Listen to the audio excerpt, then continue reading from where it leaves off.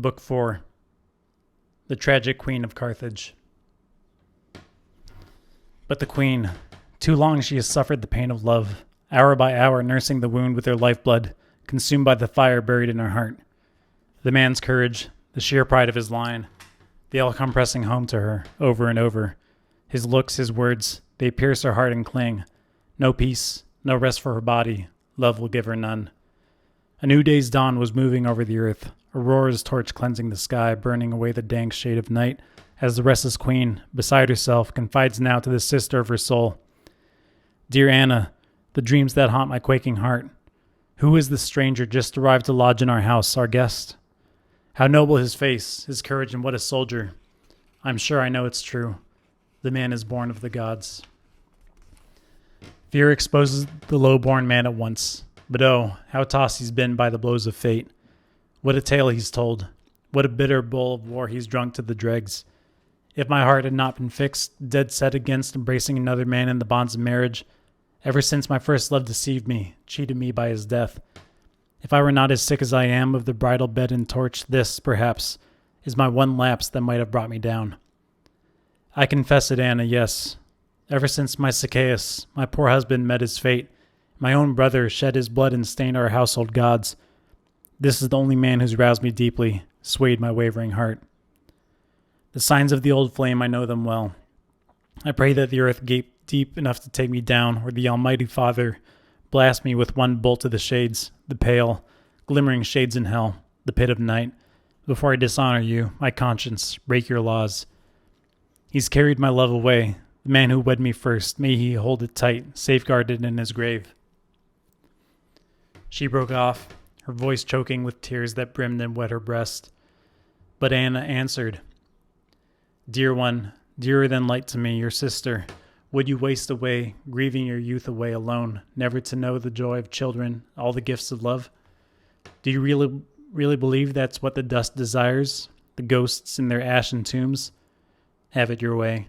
But granted that no one tempted you in the past, not in your great grief, no Libyan suitor, and none before in Tyre.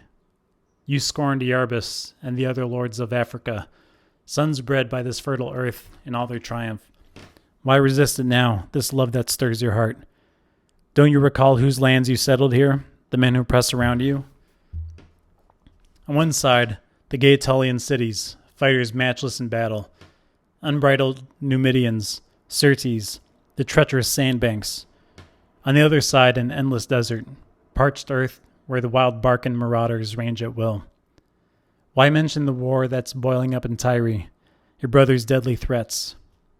I think, in fact, the favor of all the gods and Juno's backing drove these Trojan ships on the winds that sailed them here. Think what a city you will see, my sister, what a kingdom, rising high if you marry such a man. With the Trojan army marching at her side, think how the glory of Carthage will tower to the clouds. Just ask the gods for pardon, win them with offerings, treat your guests like kings. Weave together some pretext for delay, while winter spends its rage and drenching Orion whips the sea. The ship's still battered, weather still too wild. These were the words that fanned her sister's fire, turned her doubts to hopes, and dissolved her sense of shame. At first they visit the altars, make the rounds, praying the gods for blessings, shrine by shrine. They slaughter the pack of yearling sheep the old way, to Ceres, giver of laws, to Apollo, Bacchus who sets us free, and Juno above all, who guards the bonds of marriage. Dido, aglow with beauty, holds the bowl in her right hand, pouring wine between the horns of a pure white cow, or gravely paces before the gods' fragrant altars, under their statues' eyes, refreshing her first gifts, dawn to dusk. And when the victims' chests are splayed, Dido, her lips parted, pours over their entrails, throbbing still for signs. But oh, how little they know, the omniscient seers. What good are prayers and shrines to a person mad with love? The flame keeps gnawing into her tender marrow, hour by hour, and deep in her heart the silent wound lives on. Dido burns with love, the tragic queen.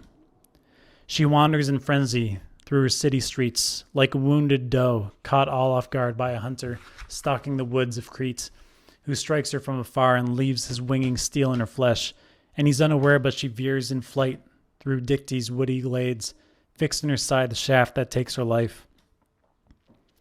And now Dido leads her guest through the heart of Carthage, displaying Phoenician power, the city readied for him.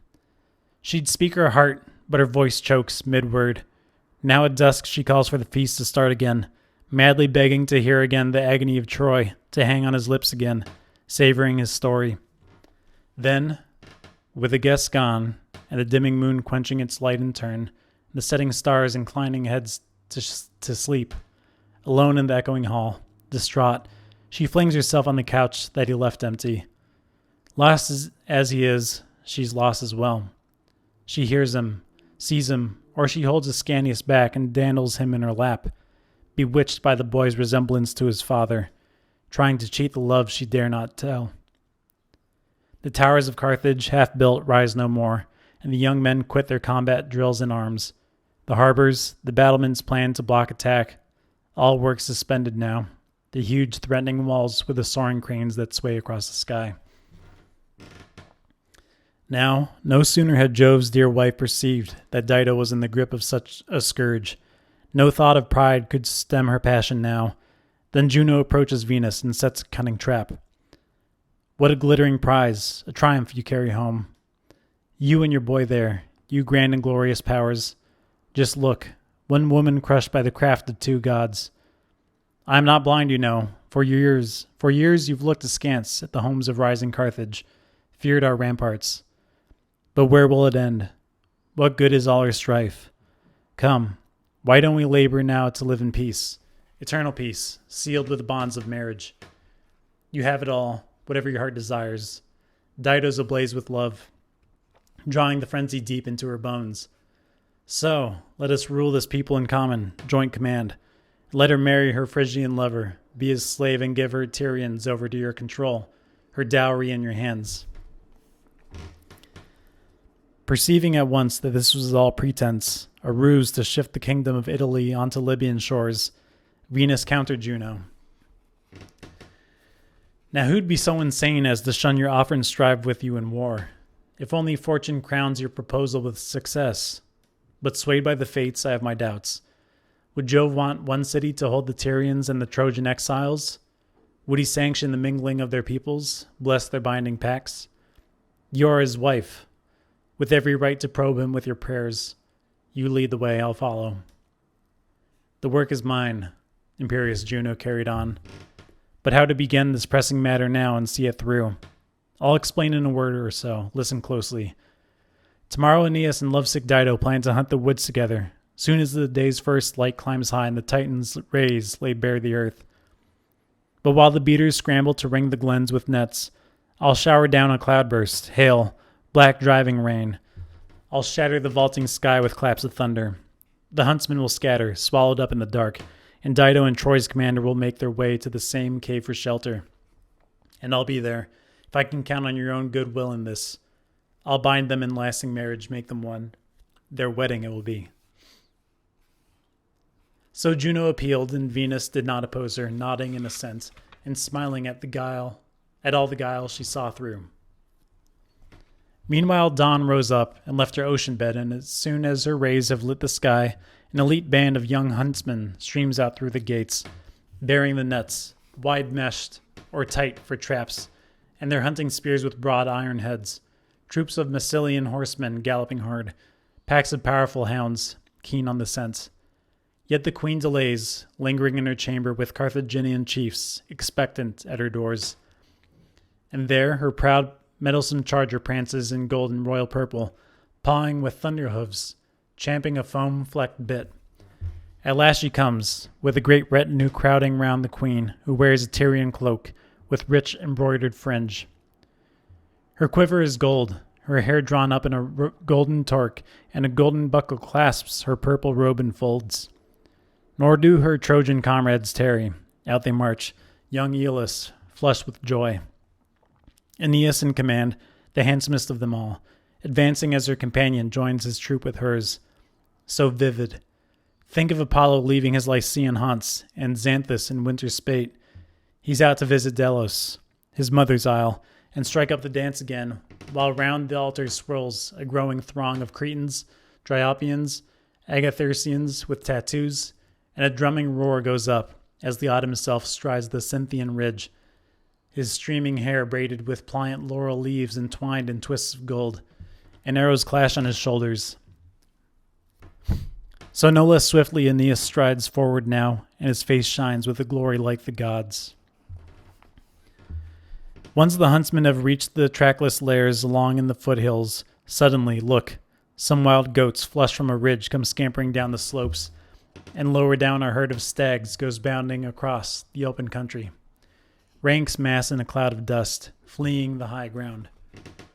But young Ascanius, deep in the valley, rides his eager mount, and relishing every stride, outstrips them all.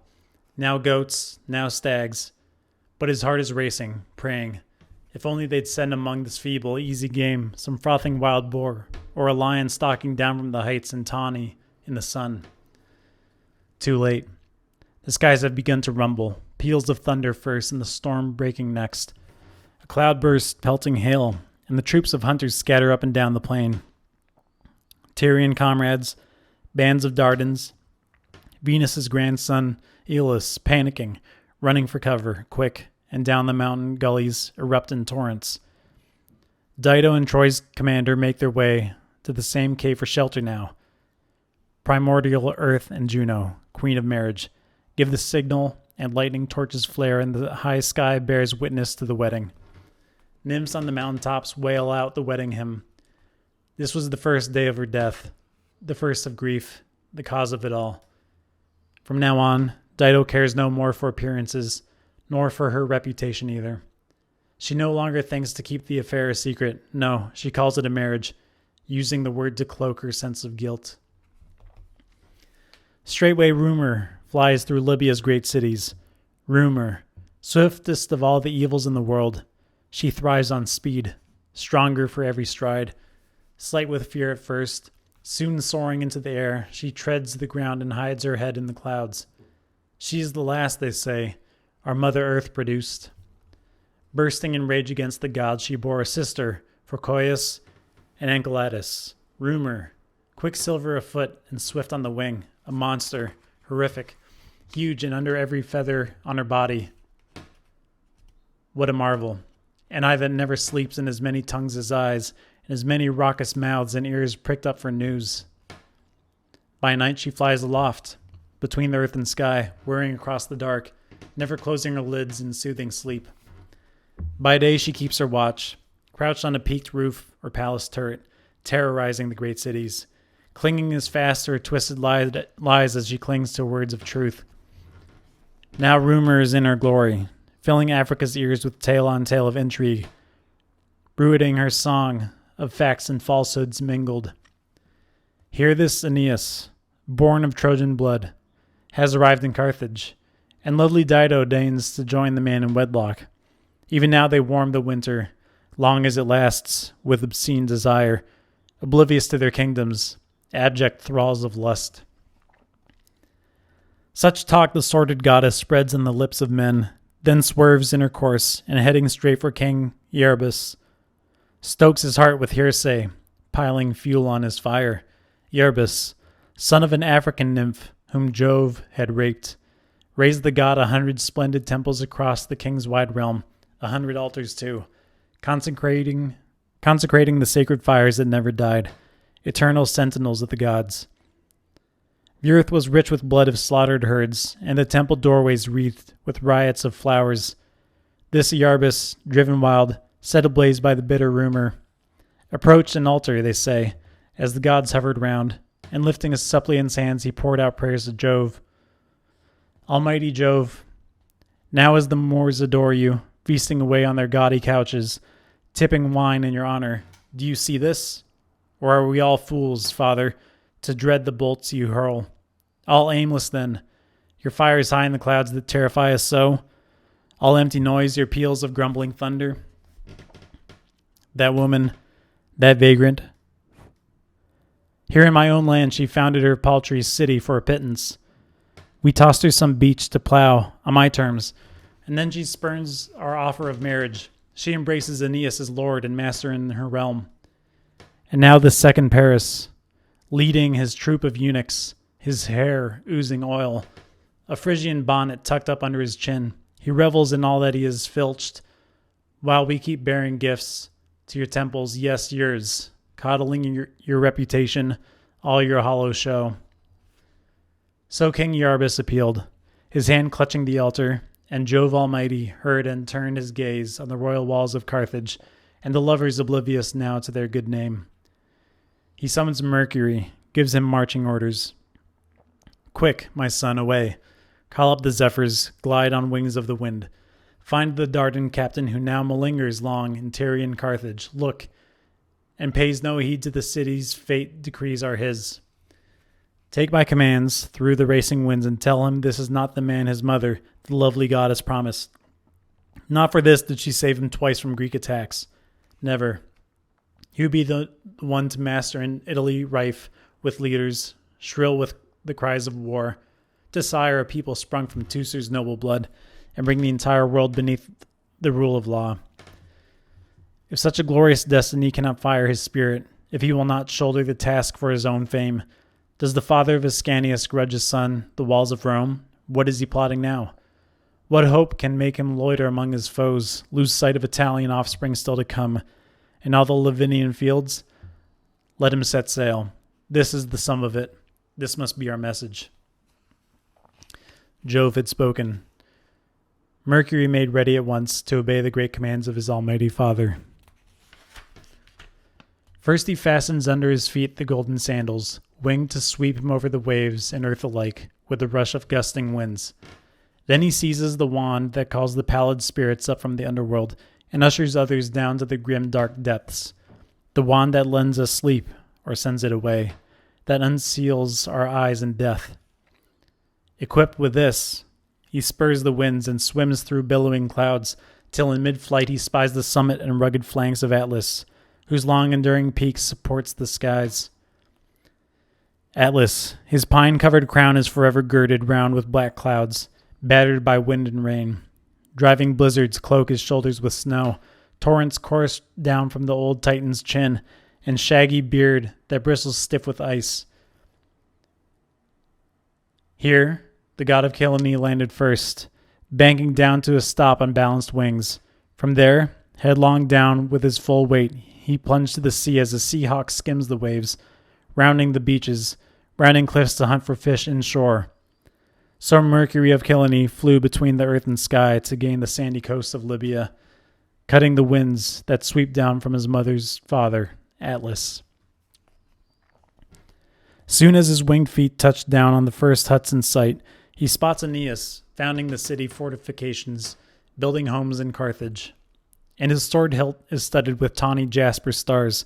A cloak of glowing Tyrian purple drapes his shoulders, a gift that the wealthy queen had made herself, weaving into the weft a glinting mesh of gold. Mercury lashes out at once. So now you lay foundation stones for the soaring walls of Carthage, building her gorgeous city, doting on your wife, blind to your own realm, oblivious to your fate. The king of the gods, whose power sways earth and sky, he is the one who sends me down from brilliant Olympus, bearing commands for you through the racing winds. What are you plotting now? Wasting time in Libya? What hope misleads you so?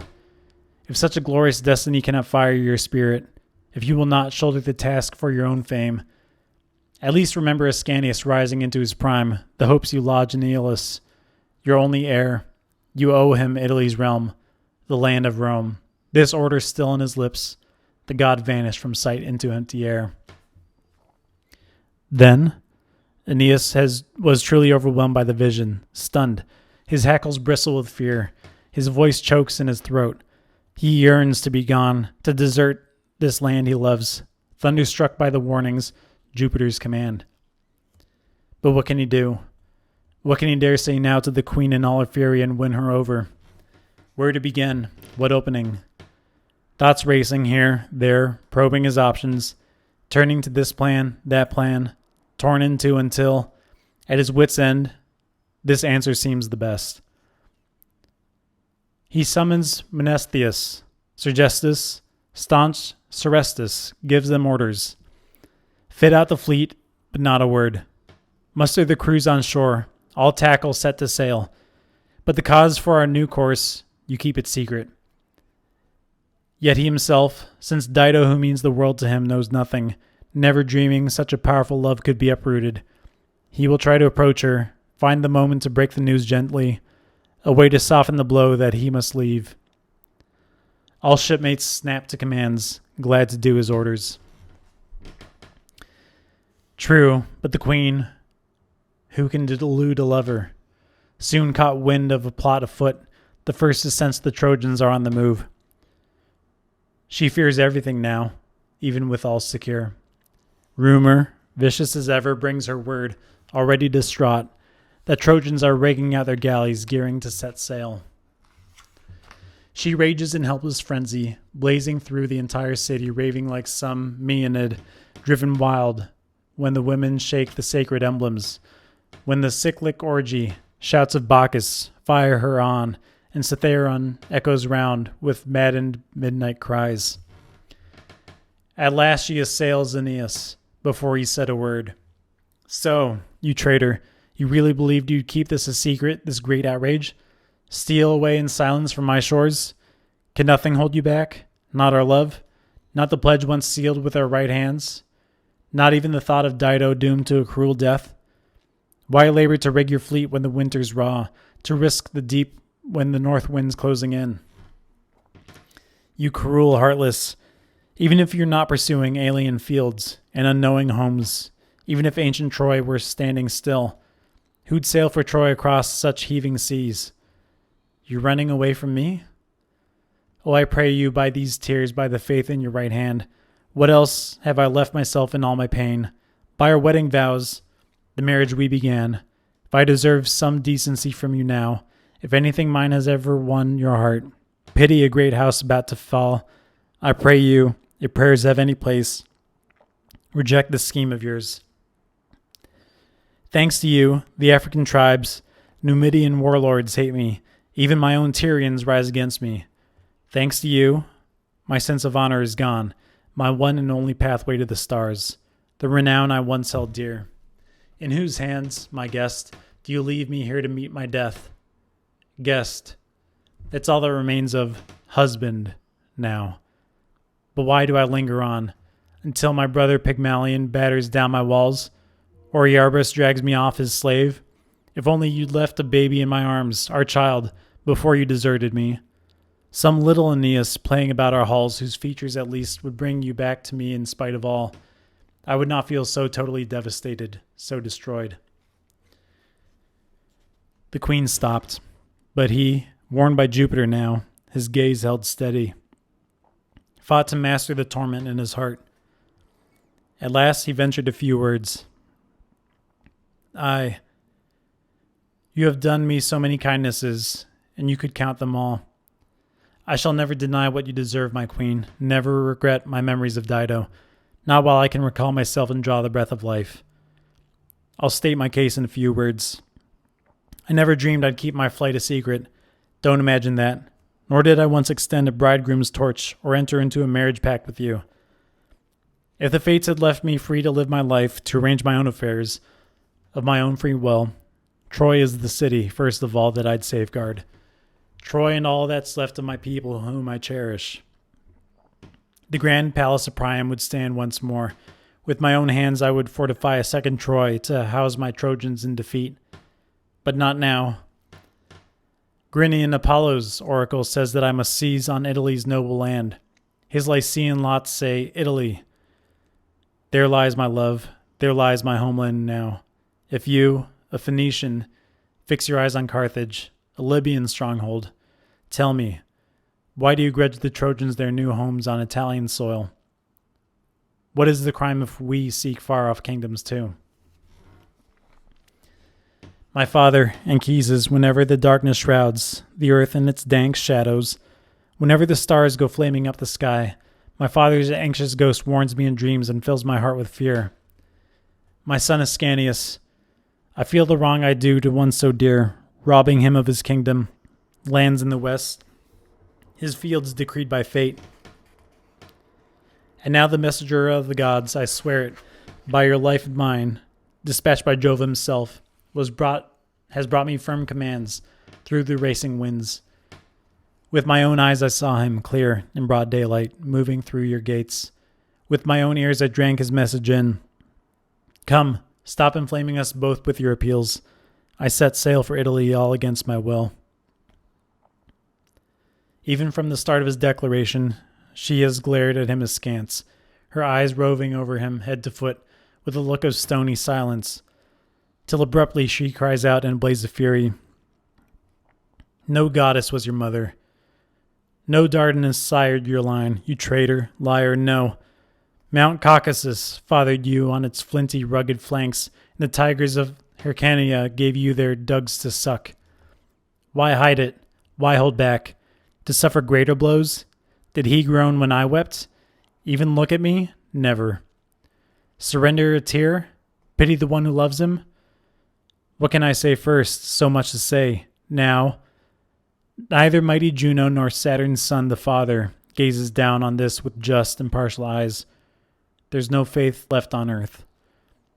He was washed up on my shores, helpless, and I took him in, like a maniac, let him share my kingdom, salvaged his lost fleet, plucked his crews from death. Oh, I'm swept by the Furies' gales of fire. Now it's Apollo the prophet, Apollo's Lycian oracles. They're his masters now. And now, to top it off, the messenger of the gods, dispatched by Jove himself, comes rushing down the winds with his grim set commands. Really, what work for the gods who live on high, what a concern to ruffle their repose.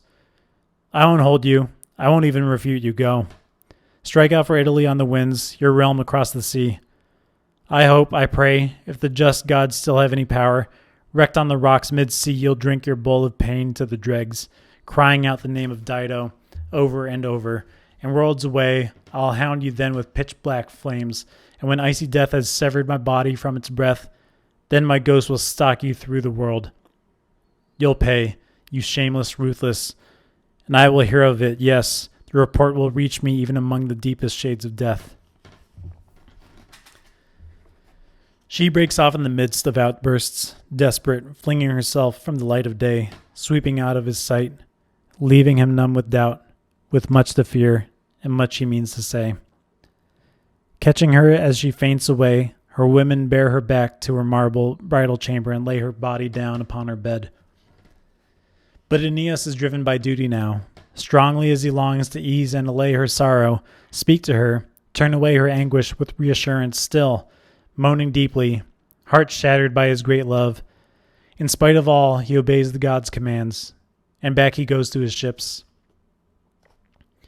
Then the Trojans throw themselves in the labor, launching their tall vessels down along the beach, and the hull rubbed sleek with pitch floats high again.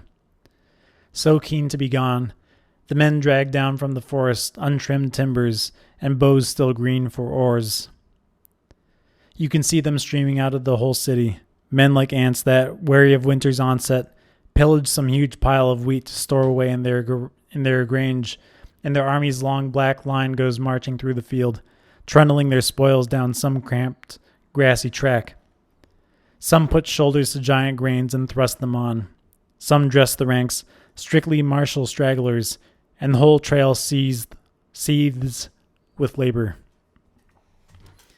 What did you feel then, Dido, seeing this? How deep are the groans you uttered, gazing now from the city heights to watch the broad beaches seething with action, the bay a chaos of outcries right before your eyes?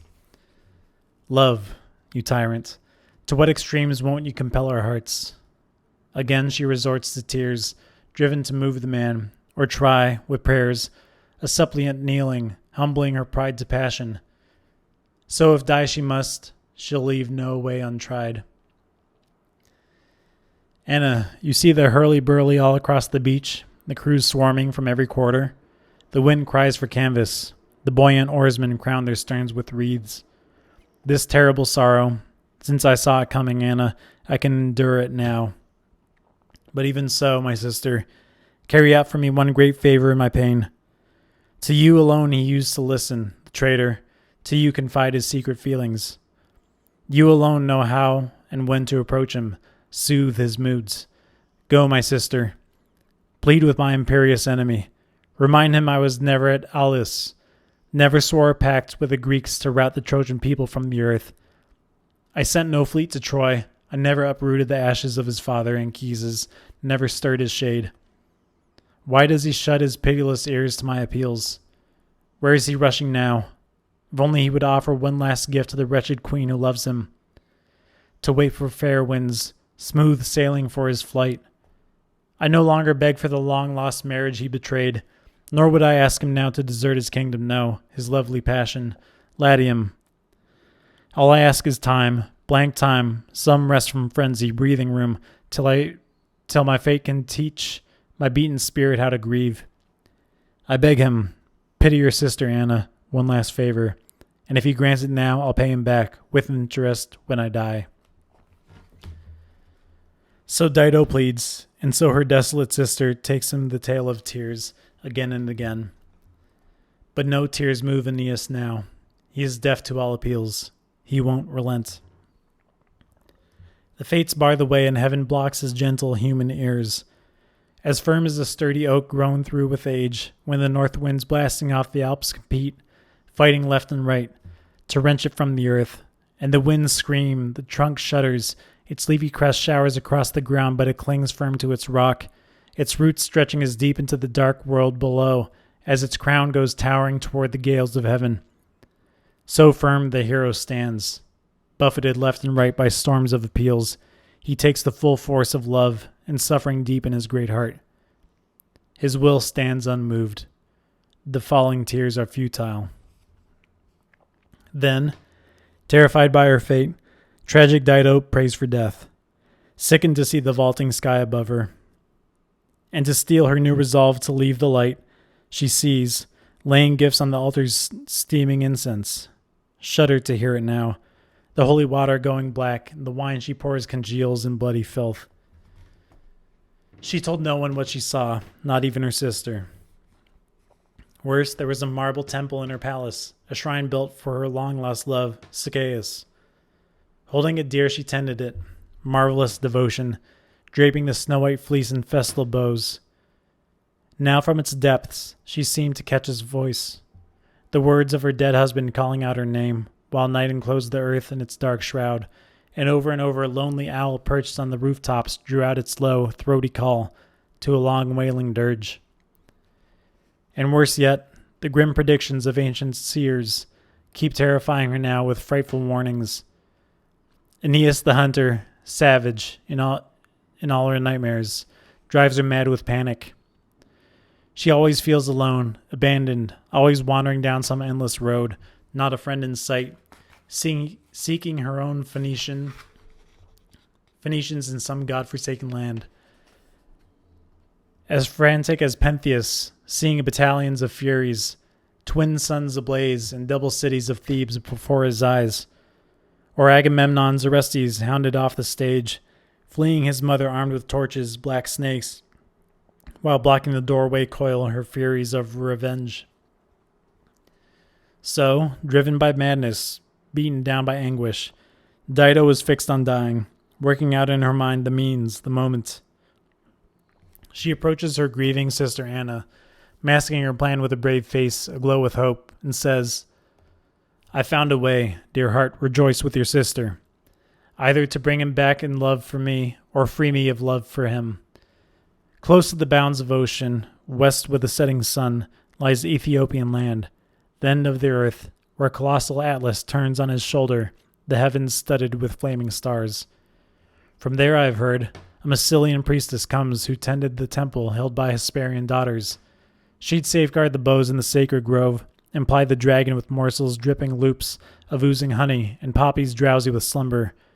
With her spell she vows to release the hearts of those she likes, to inflict raw pain on others, to stop the rivers in midstream, reverse the stars in their courses, raise the souls of the dead at night, and make earth shudder and rumble underfoot. You'll see, and send the ash trees marching down the mountains.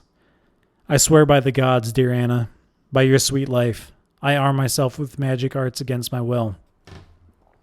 Now go, build me a pyre in secret, deep inside our courtyard under the open sky. Pile it high with his arms, he left them hanging within our bridal chamber, the traitor, so devoted then. And all his clothes, and crowning it all, the bridal bed that brought my doom. I must obliterate every trace of the man, the curse, and the priestess shows the way. She says no more, and now as the queen falls silent, pallor sweeps her face. Still, Anna cannot imagine these outlandish rites would mask her sister's death. She can't conceive of such a fiery passion. She fears nothing graver than Dido's grief at the death of her Sicilius. So she does as she is told. But now the queen, as soon as the pyre was built beneath the open sky, towering up with pitch pine and cut logs of oak, deep in the heart of her house, she drapes the court with flowers, crowning the place with wreaths of death. And to top it off, she lays his arms in the sword he left, and an effigy of Aeneas. All in the bed they'd shared, for well she knows the future. Altars ring the pyre, hair loose in the wind. The priestess thunders out the names of her 300 gods: Erebus, Chaos, and triple Hecate, Diana the three-faced virgin. She'd sprinkled water, stimulating the springs of hell, and gathered potent herbs, reaped with bronze sickles under the moonlight, dripping their milky black poison, and fetched a love charm ripped from a foal's brow, just born, before the mother could gnaw it off. And Dido herself, standing before the altar, holding the sacred grain in reverent hands, with one foot free of its sandal, robes unbound, sworn now to die. She calls on the gods to witness, calls on the stars who know her approaching fate, and then to any power above, mindful, even-handed, who watches over lovers bound by unequal passion. Dido says her prayers. The dead of night and wary living creatures throughout the world are enjoying peaceful sleep. The woods and savage seas are calm, at rest, and the circling stars are gliding on in their midnight courses. All the fields lie hushed, and the flocks and gay and gorgeous birds that haunt the deep, clear pools in the thorny country thickets all lie quiet now, under the silent night, asleep. But not the tragic queen. Torn in spirit, Dido will not dissolve into sleep. Her eyes, her mind won't yield tonight. Her torments multiply. Over and over her passion surges back into heaving waves of rage. She keeps on brooding. Obsessions roil her heart. And now what shall I do? Make a mockery of myself? Go back to my old suitors? Tempt them to try again? Beg the Numidians? Grovel, plead for a husband? Though time and again I scorned to wed their like? What then? Trail the Trojan ships? Bend to the Trojans every last demand? So pleased are they with all the help and the relief I lent them once? In memory of my service past stands firm in grateful minds. And even if I were willing, would the Trojans allow me to board their proud ships, a woman they hate? Poor lost fool. Can't you sense it, grasp it yet? The treachery of Laomedon's breed? What now? Do I take flight alone, consorting with crews of Trojan oarsmen in their triumph? Or follow them out with all my troops of Tyrians thronging the decks? Yes, hard as it was to uproot them once from Tyre. How can I force them back to sea once more, command them to spread their sails to the winds? No. Die. You deserve it. End your pain with the sword. You, my sister, you were the first, won over by my tears, to pile these sorrows on my shoulders, mad as I was, to throw me into my enemy's arms. If only I'd been free to live my life, untested in marriage, free of guilt, as some wild beast untouched by pangs like these. I broke the faith I swore to the ashes of Sicilius. Such terrible grief kept breaking from her heart as Aeneas slept in peace on his ship's high stern. Bent on departing now, all tackle set to sail. And now in his dreams it came again, the god, his phantom, the same features shining clear. Like Mercury head to foot, the voice, the glow, the golden hair, the bloom of youth on his limbs, and his voice rang out with warnings once again. Son of the goddess, how can you sleep so soundly in such a crisis? Can you see the dangers closing around you now? Madman, can't you hear the west wind ruffling to speed you on? That woman spawns her plots, mulling over some desperate outrage in her heart, lashing her surging rage. She's bent on death. Why not flee headlong? Flee headlong while you can, and you'll soon see the waves of a chaos of ships. Lethal torches flaring, the whole coast ablaze, if now a new dawn breaks and finds you still malingering on these shores. Up with you now. Enough delay. Woman's the thing that's always changing, shifting like the wind. With that, he vanished into the black night. Then, terrified by the sudden phantom, Aeneas, wrenching himself from sleep, leaps up and rouses his crews and spurs them headlong on. Quick! Up and at it, shipmates, man the thwarts, spread canvas fast. The gods come down from the sky once more, I've just seen him, urging us on to sever our mooring cables, sail at once. We follow you, blessed God, whoever you are. Glad at heart we obey your commands once more. Now help us. Stand beside us with all your kindness. Bring us favoring stars in the sky to blaze our way. Tearing sword from sheath, like a lightning flash, he hacks the mooring lines with a naked blade. Gripped by the same desire, all hands pitch in. They hoist and haul. The shore is deserted now. The water's hidden under the fleet. They bend to it, churn the spray and sweep the clear blue sea. By now early dawn had risen up from the saffron bed of Tithonus, scattering fresh light on the world. But the queen from her high tower, catching sight of the morning's white glare, the armada heading out to sea with sails trimmed to the wind, and certain the shore and port were empty, stripped of oarsmen, 3-4 times over she beat her lovely breast.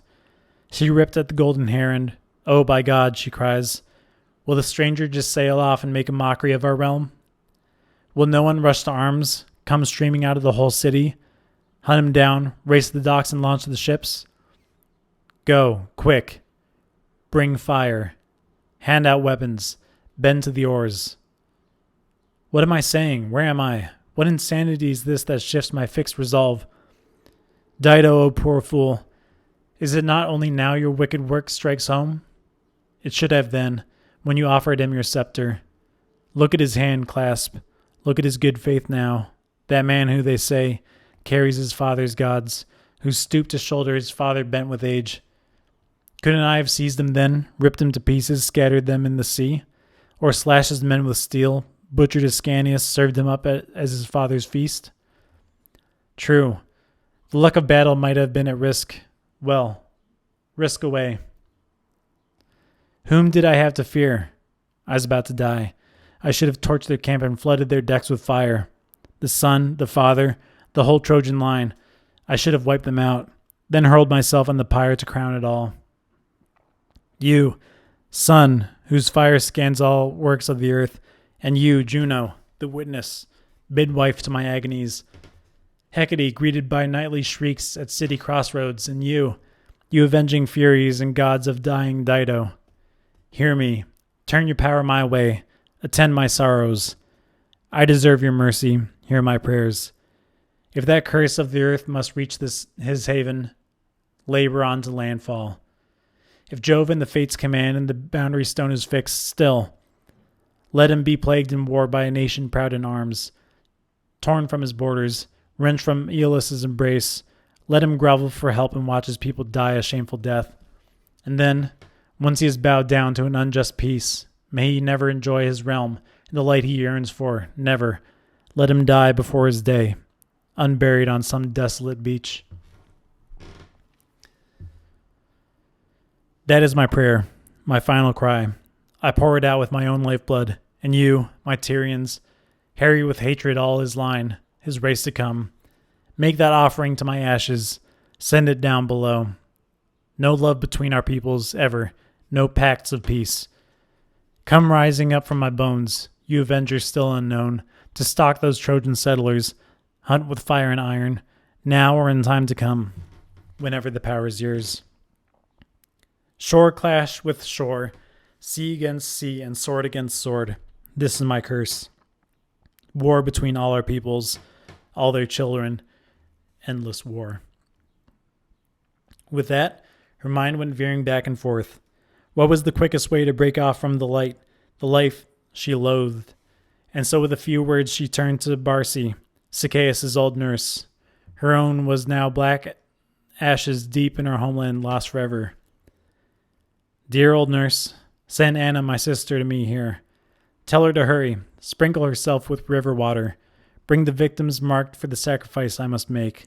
So let her come, and wrap your brow with the holy bands.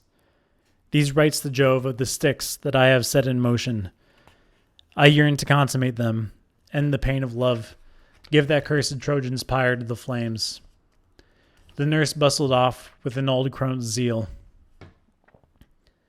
But Dido, trembling, desperate now with the monstrous thing afoot, her bloodshot eyes rolling, quivering cheeks blotched, and pale with imminent death, goes bursting through the doors to the inner courtyard, clambers in frenzy up the soaring pyre, and unsheathes a sword, a Trojan sword she once sought as a gift, but not for such an end. And next, catching sight of the Trojans' clothes in the bed they knew by heart, delaying a moment for tears, for memory's sake, the queen lay down and spoke her final words. "Oh, dear relics, dear as long as fate and the gods allowed, receive my spirit and set me free of pain. I have lived a life. I have journeyed through the course that fortune charted for me, and now I pass to the world below, my ghost in all its glory. I have founded a noble city, seen my ramparts rise. I have avenged my husband, punished my blood brother, our mortal foe. Happy, all too happy I would have been if only the Trojan keels had never grazed our coast." She presses her face in the bed and cries out, "I shall die unavenged, but die I will." So I rejoice to make my way among the shades, and may that heartless Dardan, far at sea, drink down deep the sight of our fires here and bear with him this omen of our death. All at once, in the midst of her last words, her women's ear doubled over the sword, the blood foaming over the blade, her hands splattered red. A scream goes stabbing up to the high roofs. Rumor raves like a Aeneid through the shocked city. Sobs and grief, and the wails of women ringing out through homes, and the heavens echo back the keening din. For all the world as if enemies stormed the walls, and all of Carthage or old Tyre were toppling down in flames in their fury. Wave on mounting wave were billowing over the roofs of men and gods. Anna heard and, stunned, breathless with terror, raced through the crowd, her nails clawing her face, fists beating her breast, crying out to her sister now at the edge of death. "Was it all for this, my sister? You deceived me all along? Is this what your pyre meant for me? This, your fires? This, your altars? You deserted me. What shall I grieve for first? Your friend? Your sister? You scorn me now in death? You should have called me on to the same fate, the same agony, same sword. The one same hour had borne us off together. Just to think I built your pyre with my own hands, implored our father's gods with my own voice, only to be cut off from you. How very cruel, when you lay down to die. You have destroyed your life, my sister, mine too, your people, the lords of Sidon, and your new city here. Please, help me to bathe her wounds in water now, and if any last, lingering breath still hovers, let me catch it on my lips." With those words, she had climbed the pyre's topmost steps, and now, clasping her dying sister to her breast, fondling her, she sobbed, stanching the dark blood with her own gown. Dido, trying to raise her heavy eyes once more, failed. Deep in her heart, the wound kept rasping, hissing on. 3 times she tried to struggle up on an elbow. 3 times she fell back, writhing on her bed. Her gaze wavering into the high skies, she looked for a ray of light, and when she glimpsed it, moaned. Then Juno, in all her power, filled with pity for Dido's agonizing death, her labor long and hard, sped Iris down from Olympus to release her spirit, wrestling now in a deathlock with her limbs. Since she was dying a death not fated or deserved, no, tormented, before her day in a blaze of passion. Proserpina had yet to pluck a golden lock from her head and commit her life to the Styx in the dark world below.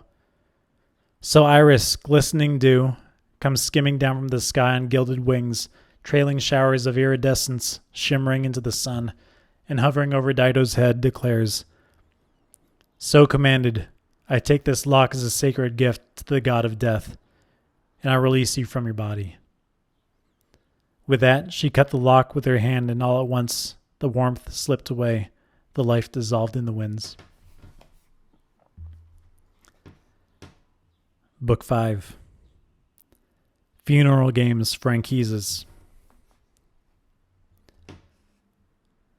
All the while Aeneas, steeled for a mid-sea passage, held the fleet on course, well on their way now, plowing the waves blown dark by a north wind as he glanced back at the walls of Carthage, set aglow by the fires of tragic Dido's pyre. What could light such a conflagration? A mystery, but the Trojans know the pains of a great love defiled, and the lengths a woman driven mad can go, and it leads their hearts down ways of grim foreboding.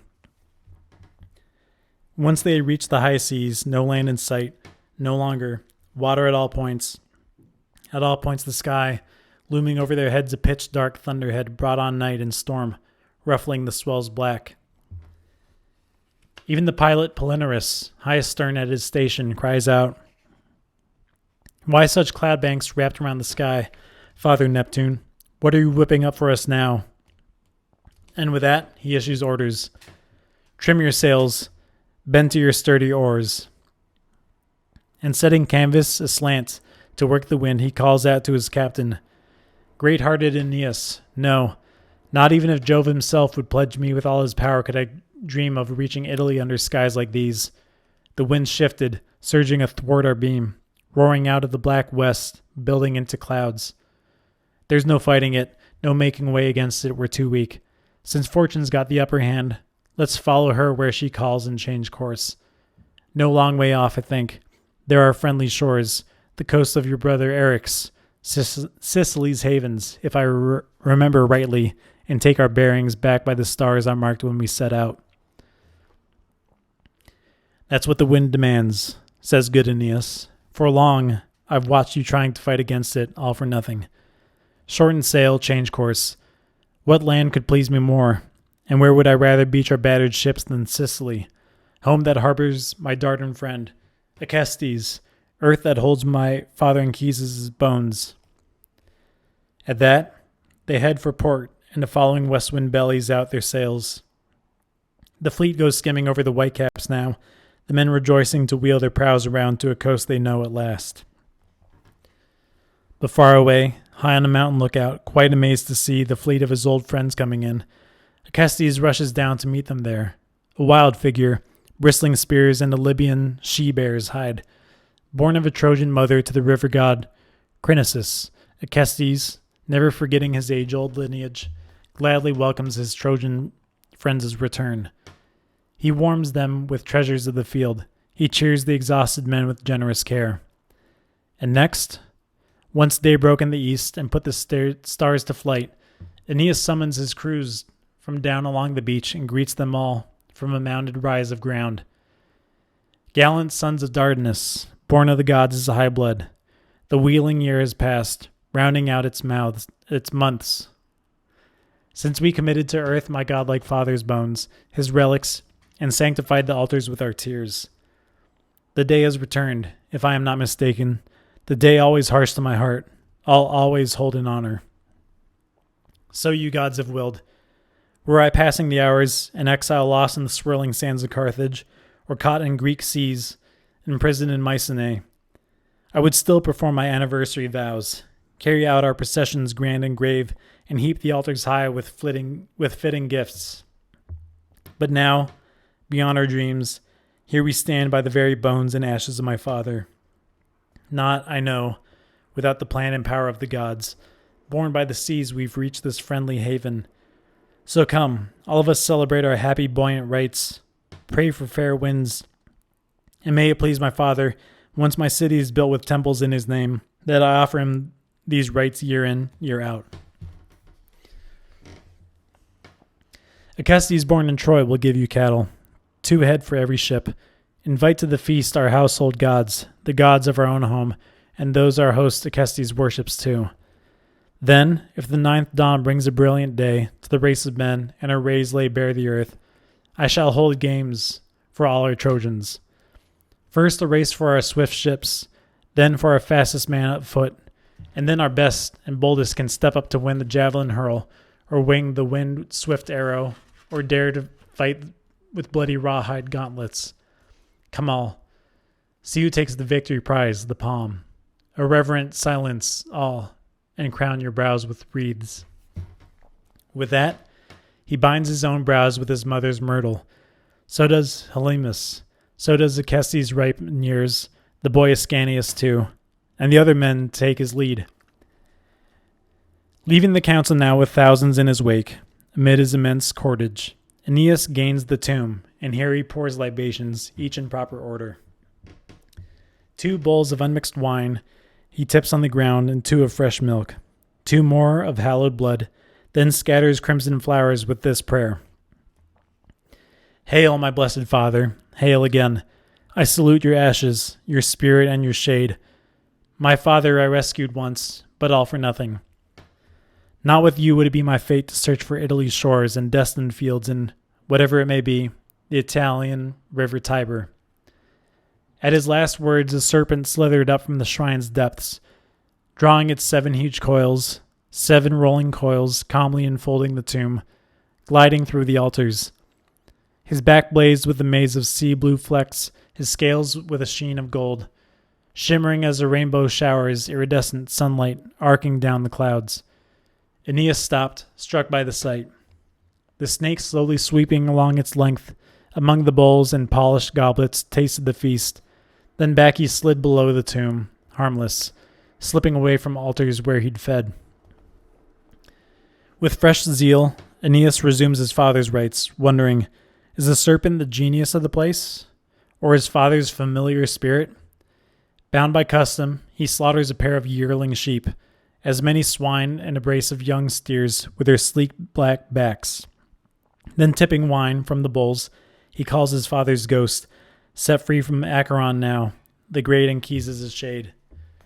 The comrades, too, bring on what gifts they can, their spirits high, loading the altars, killing steers, while others, setting the bronze cauldrons out in order, stretch along the grass, holding spits over embers, broiling cuts of meat. The longed-for day arrived, as the horses of Phaethon brought the 9th day on, through skies serene and bright. News of the day and Acestes' famous name had roused the people round about, and a happy crowd had thronged the shore, some to behold Aeneas' men, some set to compete as well. And first the trophies are placed on view amid the field, sacred tripods, leafy crowns and palms, the victor's prizes, armor, robes dyed purple, and gold and silver bars. A trumpet blast rings out from a mound midfield. Let the games begin. For the first event enter 4 great ships, well matched with their heavy oars, picked from the whole armada. Mnestheus commands the dragon swift with her eager crew. Mnestheus soon of Italy, soon from him the Memmian clan would take its name. Gaius commands the huge Chimera, a hulk as huge as a city. Trojans in 3 tiers drive her on, churning as one man at 3 ranked sweeps of oars. Sergestus, who gives his name to the Sergian house, rides the tremendous vessel Centaur. Cloanthus, who bred your line, you Roman Cluentius, sails the bright blue Scylla. Far out in the offing, fronting the foaming coastline, looms a rock. At times, when the winter's northwest winds blot out the stars, it's all submerged. The breakers thunder it under. In calm weather, up from the gentle swells it lifts a quiet, level face, a favorite haunt of cormorants basking in the sun. Here the good commander Aeneas stocked an ilex, leaves and all, as a turning post where crews would know to wheel their ships around and begin the long pull home. They next draw lots for starting places. Captains stand on the sterns, their purple and gold regalia gleaming far afield, and the oarsmen don their wreaths of poplar leaves. Oil poured on their naked shoulders makes them glisten. They crowd the thwarts, their arms tense at the oars, ears tense for the signal, hearts pounding, racing, with nerves high strung and a grasping lust of glory. At last, a piercing blare of the trumpet. Suddenly all the ships burst forth from the line, no stopping them now. The shouts of the sailors hit the skies. The oarsmen's arms pull back to their chests as they whip the swells to foam. Still dead even, they plow their furrows, ripping the sea wide open with thrashing oars and cleaving triple beaks. Never so swift the teams in a 2-horse chariot race, breaking headlong out of the gates to take the field, not even when charioteers lay on the rippling reins, leaning into the whip stroke, giving the teams full head. Resounding applause, cries of partisans fill the woods, and the curving bay shore rolls the sound around, and the pelted hillsides volley back the roar. Amid this din and confusion, Gaius darts ahead, leading the field at the start to race across the surf. Next, Cloanthus, better oared, but his pine hulk slows him down. Next, at an equal gap, the dragon and centaur fight it out for third, and now the dragon has it, and now the huge centaur edges her out. Now they're even, prow to prow, cleaving the salt sea with long heels. Soon they're nearing the rock, swerving into the turn when Gaius, holding the lead, still victor at mid-course, shouts out to his helmsman, Minoetes, "Where are you heading? Why so hard to starboard? Hold course, hug the coast. Your oars should barely shave that rock to port. Leave the deep sea to rest." Clear commands, but Minoetes, fearing some hidden reefs, veers his prow to starboard to open water, and Gaius shouts again, "Where now? Still off course. Head for the rocks, Minoetes." And glancing back, watch, Cloanthus right in his wake, grazing past the port on an inside track between Gaius's ship and the booming reefs, races round into safe water, leaving the mark astern. Young Gaius blazed in indignation deep to his bones. Tears stream down his cheeks. He flings to the winds all care for self-respect and the safety of his crew, and pitches the sluggish Minoetes off the stern, headlong into the sea, and takes the helm himself. His own pilot now, he spurs his oarsmen, turning the rudder hard to port, and heads for home. Old Minoetes, dead weight in his sodden clothes, struggling up at last from the depths to break the surface, clambered onto the rock and perched there high and dry. The Trojan crews had laughed when he took the plunge, then when he floundered round, and now they laugh as he retches spews of brine from his heaving chest. A happy hope flared up in the last two captains now, Sergestus and Mnestheus, to pass the flagging Gaius. Sergestus gains the lead as they near the rock, but not by a whole keel's length.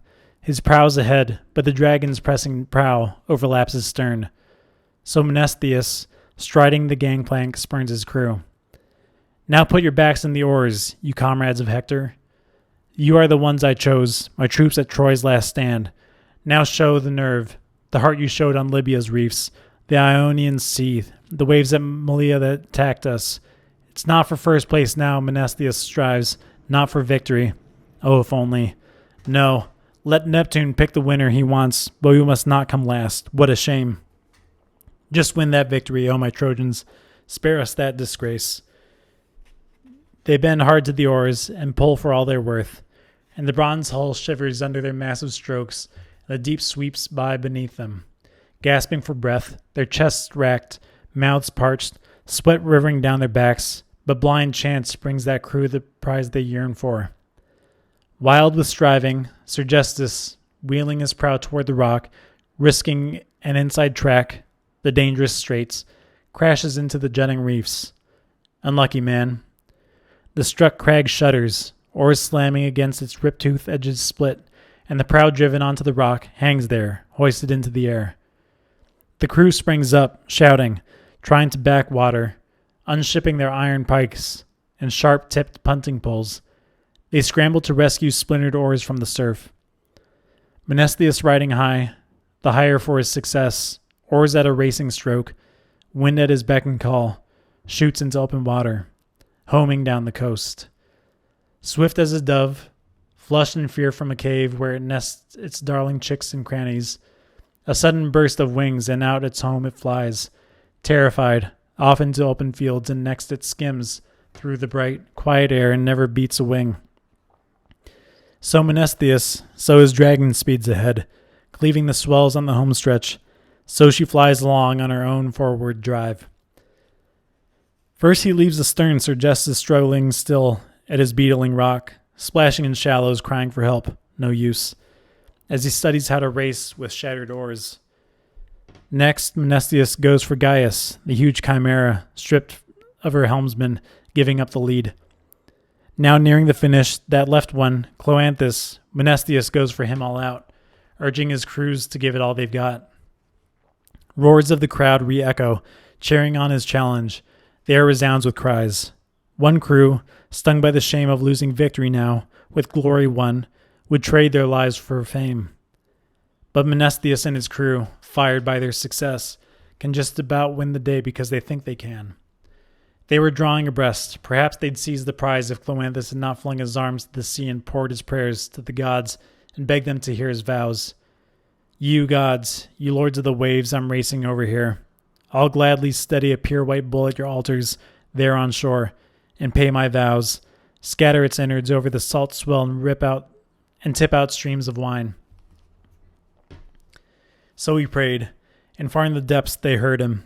All the Nereids, Phorcys' chorus, Virgin Panopea, and Father Portinus himself, with his own mighty hand, drove the racing Scylla swifter than southern winds or a winging arrow, speeding toward the shore to find her berth in the good deep-water harbor. Then the son of Anchises summons all together, true to custom. A herald's ringing voice declares Cloanthus the victor, and Aeneas crowns his brows with fresh green laurel. He presents the prizes to each ship's crew, some wine, 3 bulls of their choice, and a heavy silver bar for each ship's captain lays on gifts of honor. To the winner, a cloak of braided gold that's fringed with twin ripples of Melibæan crimson running around it, and woven into its weft, Ganymede, prince of woody Ida, spins his javelins, wearing out the racing stags. He's breathless, hot on the hunt, so true to life as the eagle that bears Jove's lightning sweeps him up from Ida into the heavens, pinned in its talons, while old guardsmen reach for the stars in vain, and the watchdog's savage howling fills the air. Then to the man whose prowess won him second place he gives a coat of mail, glinting with burnished links, and triple meshed in gold, a victor's trophy he himself had dragged from Demoleos, killed near Simois' rapids under Troy's high wall. This armor he gives Mnestheus, a fighter's badge of honor to shield him well in war. 2 aides de camp, Phegeus and Segerus, hefting it on their shoulders now, could hardly bear it off with all its heavy plies. Yet Demoleos wore it once, fully armed as he ran down Trojan stragglers. Aeneas presents a pair of brazen cauldrons for third prize and 2 cups of hammered silver, ridged in sharp relief. Now with the gifts presented, all were moving off, proud of their prizes, scarlet ribbons binding their brows, when here comes Sergestus, bringing in his ship. He'd barely worked her free of the ruthless rock with craft and effort, one bank of her oars gone, one in splinters, a laughing stock shorn of glory.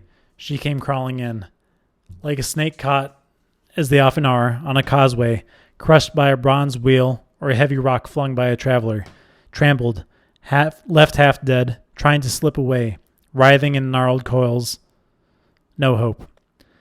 Part fighting mad, its eyes blazing, its hissing head puffed high, part crippled, wounds cutting its pace, struggling in knots, twitching, twisting round itself.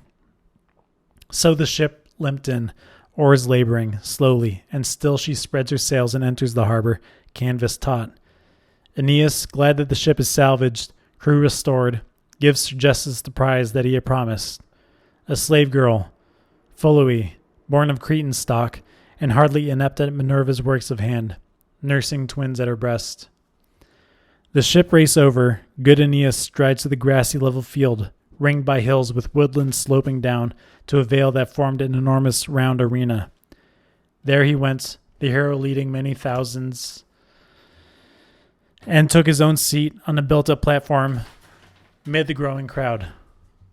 And here, for those who chance to long for a breathless foot race now, Aeneas stirs their spirits, setting out the prizes. Trojans mixed with Sicilians come from all directions, with Nisus and Euryalus out in front. Euryalus radiant, famed for the bloom of youth, Nisus for the pure love he devoted to the boy. Following them, Diores, sprung from the stock of Priam's royal house. Then patron flanked by Salius, an Acarnanian, one an Arcadian born of Tygian blood. Then 2 Sicilian youngsters, Helymus, Panopes, hunters used to the woods, and friends of old Acestes, and many others too, their names now lost in the dark depths of time. Among the crowds, Aeneas addressed them all with, "Hear me now, mark my words, and fill your hearts with joy. Not one of you leaves and lacks a gift from me. I'll give 2 Cretan arrows with polished iron points, and a double axe embossed with knobs of silver. The same honors await you, one and all. But prize trophies go to the 3 front runners, brows crowned with the wreaths of braided gold and olive. First, the winner shall have a horse with dazzling trappings. The second, an Amazon's quiver, bristling Thracian arrows, slung from a sweeping sword belt starred with gold, and clasped with a brilliant jewel. The third can leave content with his Greek helmet." Soon as they may take their mark, ready, set, a sudden signal, "Go," and they break from the start, pouring over the course like a storm cloud streaking on, all eyes fixed on the goal, with Nisus far in the lead, shooting out from the tight pack, and faster than wind, or the winged lightning, second at quite a gap, comes Salius. Next, and a good long way behind, Euryalus coming third, and after Euryalus, Helymus, then Diores, flying hot on his heels and closing, watch, breathing over his shoulder, and if there had been more track to cover, he would have caught and passed him, or run him in a dead heat. Now down the stretch they come, the exhausted runners closing on the goal, when all at once, unlucky Nisus skids on a slick of blood they chance to spill, killing bullocks, soaking the turf and green grass surface. Here the racer, elated, victory won, pressing the pace he stumbles, pitching face first in the filthy dung and blood of victims. But he won't forget Euryalus, his great love. Never, up from the slime he struggles, flings himself in Salius' path to send him spinning, reeling backward. Splayed out on the beaten track as Euryalus flashes past, thanks to his friend, he takes the lead, the victor flying along, sped by the roaring crowd, when Helymus next and Diores wins third prize. But at this, Salius bursts out with howls that ring through the huge arena. Round from the front row elders to the crowd, a foul had robbed him clean of the prize he wanted back. True, but Euryalus has the people on his side, plus modest tears in his own gallant ways, favored all the more for his handsome build. And Diores backs up with loud appeals. He finished third, but no third prize for him if the victor's prize returned to Salius' hands. "Your prizes are yours," said Captain Aeneas firmly. "They all stand fast, young comrades. No one alters our ranked list of winners now. Just let me offer a consolation prize to a luckless man, a friend without a fault." And with that, he handed Salius a giant African lion's hide, a great weight with its shaggy mane and gilded claws. "If losers win such prizes," Nisus erupted now, "and the ones who trip, such pity, what gift will you give to Nisus worth his salt? Why, I clearly had earned the crown for first prize if the same bad luck had leveled Salius had not knocked me down." And with each word he points to the sopping muck that fouled his face and limbs. The fatherly captain smiled down at his friend and had them fetch a shield. Did a man's work the Greeks had torn from Neptune's sacred gate. This gleaming trophy he gives the fine young runner.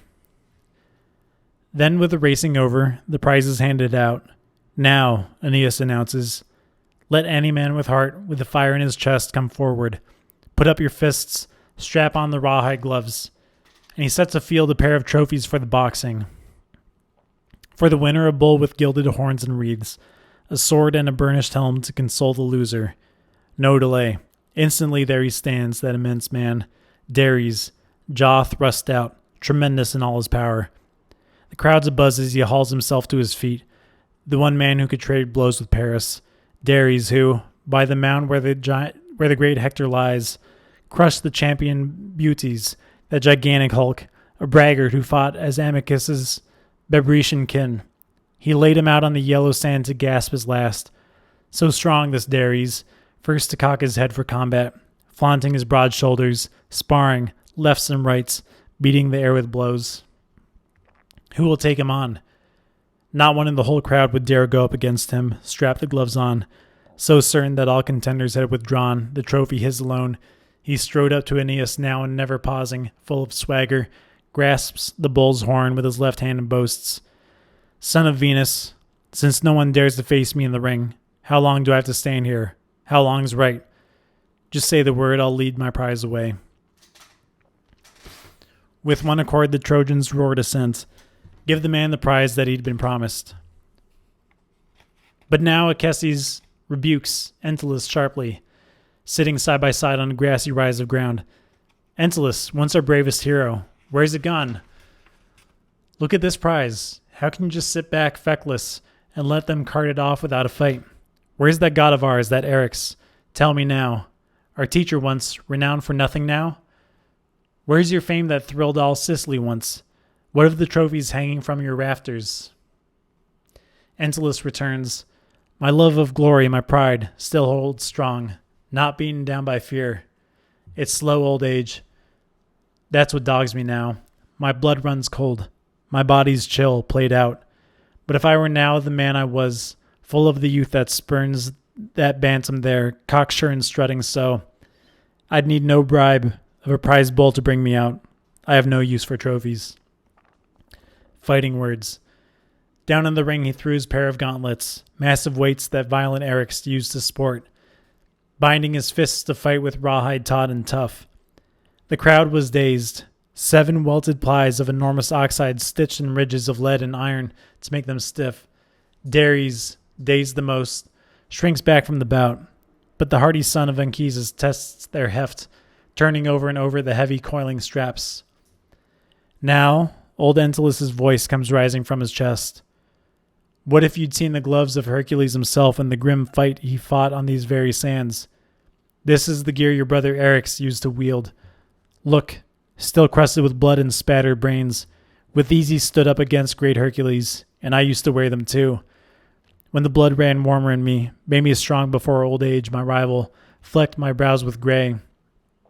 But if this Trojan Dares cringes before my weapons, if good Aeneas decides and Acestes my promoter nods, we'll fight as equals here. These gloves of Eryx, I'll give them up for your sake, Dares. Come. Nothing to fear. Pull off your Trojan gauntlets." With that challenge, Entellus stripped his pleated cloak from his shoulders, baring his great sinewy limbs, his great bones and joints, and stood gigantic in the center of the ring. Officiating, Aeneas produced 2 pairs of gauntlets matched in weight, and bound both fighters' hands with equal weapons. At once each struck his stance, up on his toes, fists raised high, not a twinge of fear now, heads rearing back, out of range of the fists. They mixed punches, left, right, probe for openings, Dares trusting to young blood and fancy footwork, Entellus to brawn, to brute force, but his knees quake, his huge, lumbering frame is racked with labored breathing, wasting blow after blow at each other, thrown but missed, then blow upon hollow ribs, landing fast and furious, pounding chest bones, flurry of blows to head and ears. Jaws cracking under the crush of hammering jabs, massive Entellus, stock still in his tracks, merely rolls to avoid the salvus, eyes fixed on his rival. Dares, like some captain assaulting a steep city wall or laying siege to a mountain stronghold under arms. Now this approach, now that, exploring the whole fort with skill, with every kind of assault, and all no use. Entellus towers up for a stunning roundhouse right, and Dares, seeing it coming, ducks, quick. He's gone. But the giant's full force poured in the crashing blow, lands on empty air, and his own weight brings him down. A colossal man, a colossal fall. He slammed the earth, toppled, as often a hollow pine, ripped up by the roots on steep Mount Ida or Erymanthus, topples down to ground. The crowd springs up. Sicilians, Trojans, rival outcries hit the sky. Acestes, first to rush to his aged friend, pities Entellus, hoists him off the ground. The champion, never slowed by a fall, unshaken goes back to fight, and all the fiercer, anger fueling his power now. Shame fires him up, and a sense of his own strength. So in a blaze of fury he pummels Dares headlong over the whole wide ring. Lefts and rights, doubling blows, no lull, no let up, thick and fast as the hailstones pelting down from a storm cloud, rattling roofs. So dense the champion's blows, both fists pounding over and over, battering Dares, reeling round. Enough. Aeneas, the good captain, could not permit the fury, the blinding rage of Entellus to rampage any longer. He stopped the fight, pulled the battle-weary Dares out of the bout, and consoled him with these words. Poor man, what insanity's got you in its grip? You're up against superhuman power, can't you see? The will of God's against you. Bow to God. With that command, he parted both contenders. Trusty friends conducted Dares back to the ships, dragging his wobbly knees, his head lolling side to side, spitting clots from his mouth, blood mixed with teeth. His mates, called back, receive his sword and helmet, leaving the bowl in the victor's palm to Entellus. Overflowing with pride, glorying over his bull, the old champion shouts, Son of the goddess, see, you Trojans too, what power I had when I was in my prime, and from what a death you rescued Dares now. With that, standing over against the bull's head steady there, the battle's prize, he drew the iron gauntlet back and, rearing up for the blow, swings it square between both horns, crushing the skull and dashing out the brains. And dying, quivering, down on the ground the great beast sprawls. Rising over it, now the champion's voice comes, pouring from his heart. Here, Eryx, I pay your spirit a better life than Dares. Here, in victory, I lay down my gloves, my skill. At once Aeneas invites all those who wish to contend with winging shafts and names the prizes. With powerful hands he steps the mast from Serestus' ship and tethers atop it, looped by a cord, a fluttering dove, a mark for steel-shot arrows. The archers gather now, cast lots in a bronze helmet, and first to leap out, to partisan shouts, is Hippocune, son of Hyrtacus. Next, Mnestheus, flushed with victory in the ships, his brow still crowned with an olive wreath of green. Third, Eurydion, your brother, famous Pandarus, archer who once under orders broke that truce, the first to whip an arrow into the Argive ranks. The last lot, deep in the helm, was Acestes' own, who dared to try his hand at young men's work. Now as they flex their bows to a curve with all their force, all each man can muster, drawing shafts from quivers, young Hippocune shot first. His bowstring twanged, his whizzing arrow ripped through the swift air and struck home, fixed deep in the timber mast. The mast shuddered, the dove fluttered in fright, and the whole arena round rang out with cheers. And next, keen Mnestheus took his stand, bow drawn, aiming higher, his eye and shaft both trained on the mark, but he had no luck. He missed the bird itself. His shaft just slid a knot in the hempen cord that tied her foot as the dove dangled high from the soaring mass, and off she flew to the south in the dark clouds. Quick as a wink, Eurydion, bow long bent and arrow set for release, prayed to his archer brother, aimed at the dove that reveled in open sky. Winging under a black cloud, and struck, and down she dropped, dead weight, leaving her life in the stars and bringing home the shaft that shot her through. Now Acestes alone remained, and his prize lost. Still he whipped an arrow high in the lofting air to display his seasoned art and make his bow ring out. Suddenly, right before their eyes, look, a potent marvel destined to shape the future. So the outcome proved when the awestruck prophets sang the signs to later ages. Flying up to the swirling clouds, the arrow shot into flames, blazing its way in fire, burning out into thin air, lost like shooting stars that often break loose, trailing a mane of flames sweep across the sky. Transfixed, the men of Troy and Sicily froze and prayed the gods on high. Nor did Prince Aeneas hold back from the omen. He embraced Acestes in all his glory, heaping splendid gifts on the old king and urging, "Take them, father. By this sign the great lord of Olympus has decreed that you should bear off honors far from all the rest. Here, you'll have a gift from old Anchises himself, a mixing bowl, richly engraved, the proud trophy that Thracian Sisyphus one day gave my father, a memento of his host, a pledge of his affection. With that, he crowns his brows with laurel leaves and declares Acestes first, the winner over all. Good Eurydion never grudged him this distinction, though he alone shot down the dove from the high sky. Next in the prizes comes the one who slit the cord, and last the man whose shaft had drilled the mast. Even before the contest ended, great Aeneas calls Epictetus over, friend and bodyguard of the young Aeolus, and whispers in his trusted ear, "Go, and if Ascanius has his troop of boys prepared, their horses mustered to ride through their maneuvers, have him parade his squadrons now, to honor Anchises here and display himself in arms." Aeneas commands the flooding crowds to clear the whole broad arena, leave the field wide open. Then in ride the boys, trim in their ranks before their parents' eyes, mounted on bridled steeds and glittering in the light, and as they pass, the men of Troy and Sicily murmur a hum of admiration. All the riders, following custom, wear their hair bound tight with close-cut wreaths, each bearing a pair of lances, coronal, tipped with steel. Some sling burnished quivers over their shoulders. High on their necks, the torques of flexible, braided golden circle each boy's neck. 3 squadrons with 3 captains weave their ways, each leading a column of 12. 6 boys in double file, a trainer beside each troop, all shining in the sun. The first young squadron parades along in triumph, led by little Priam, who bore his forebear's name. Your noble son, Polites, destined to sire Italians, riding a Thracian stallion dappled white, his pasterns white and prancing, high brow flashing a blaze of white. Next comes Attis, soon the source of the Latin Attians. Little Attis, the boy Prince Aeolus loved. Last, handsomest captain of them all, comes Aeolus, riding a mount from Sidon, radiant Dido's gift, a memento of the queen, a pledge of her affection. The rest of the youngsters ride Sicilian horses, old Acestes' gifts.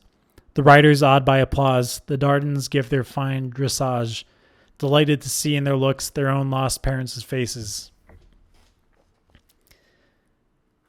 Now, once they'd paraded past the assembled crowd, triumphant on horseback, bright in the eyes of kinsmen, all riders took their places, and Epictetus from afar called out, "Get set." A crack of his whip, and watch, the long column split into 3 equal squads, splits into the rows of 6, in bands dancing away. Then recalled at the next command they wheeled and charged each other, lances tense for attack, wheeling charge into countercharge, return and turn through the whole arena, enemies circling, swerving back in their armor, acting out a mock display of war, now baring their backs in flight, now turning spears for attack, now making peace and riding file by file. So complex the labyrinth once in helly Crete, they say, where the passage wove between blind walls and wavered on in numberless cunning paths that broke down every clue, with nothing to trace and no way back, a baffling maze. Complex is the course the sons of Troy now follow, weaving their way through mock escapes and clashes all in sport, as swiftly as frisky dolphins skim the rolling surf, cleaving the Libyan or Carpathian seas in play. This tradition of drill in these mock battles, Ascanius was the first to revive the ride, when he girded Alba Longa round with ramparts, teaching the early Latins to keep these rites, just as he and his fellow Trojan boys had done. And the Albans taught their sons, and in her turn, great Rome received the rites and preserved our fathers' fame. The boys are now called Troy, their troop the Trojan corps. Here came to an end the games in honor of Aeneas' hallowed father. But here for the first time fortune veered in its course and turned against the Trojans.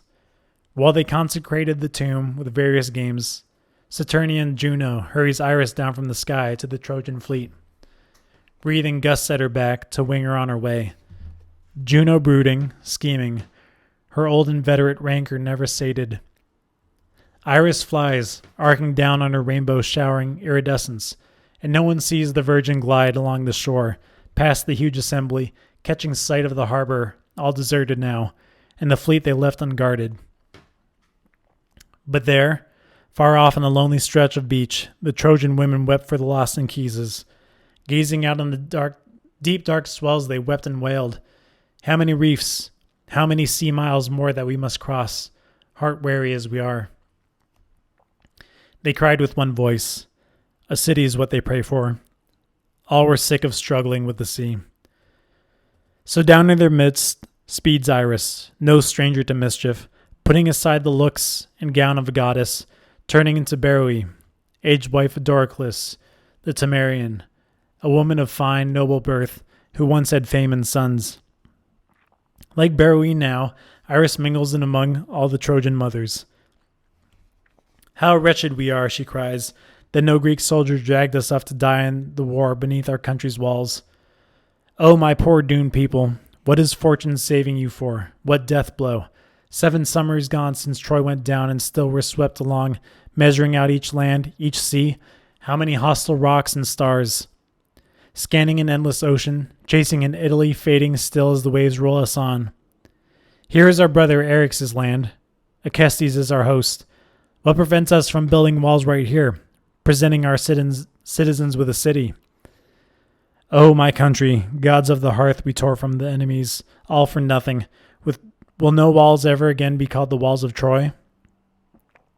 We're never again to see the rivers Hector loved, the Simois and the Xanthus? No, come, action. Help me burn these accursed ships to ashes. The ghost of Cassandra came to me in dreams. The prophetess gave me flaming brands and said, look for Troy right here, your own home here. Act now, no delay in the face of signs like these. You see? 4 altars to Neptune. The god himself is giving us torches, building our courage too.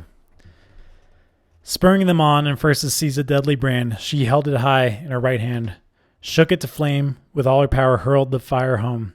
Astounded, the hearts of the Trojan women froze, stunned till one in the crowd, the eldest, Pyrgo, once the royal nurse to Priam's several sons, called out, That's not Beroe, you women of Troy, no Trojan wife of Doricles.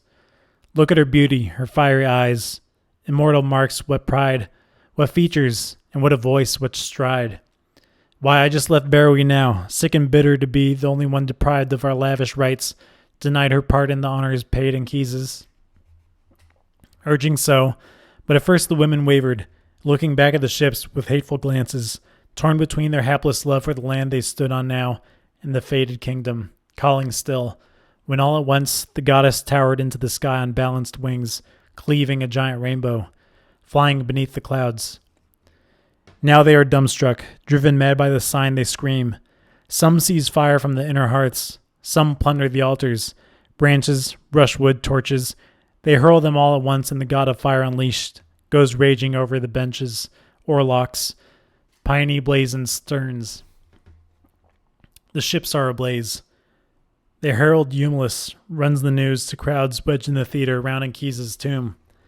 Even they can see the black cloud churn with sparks. Out in the lead, Ascanius, still heading his horsemen, still in triumph, swerves for the ships at full tilt, his breathless handlers helpless to rein him back.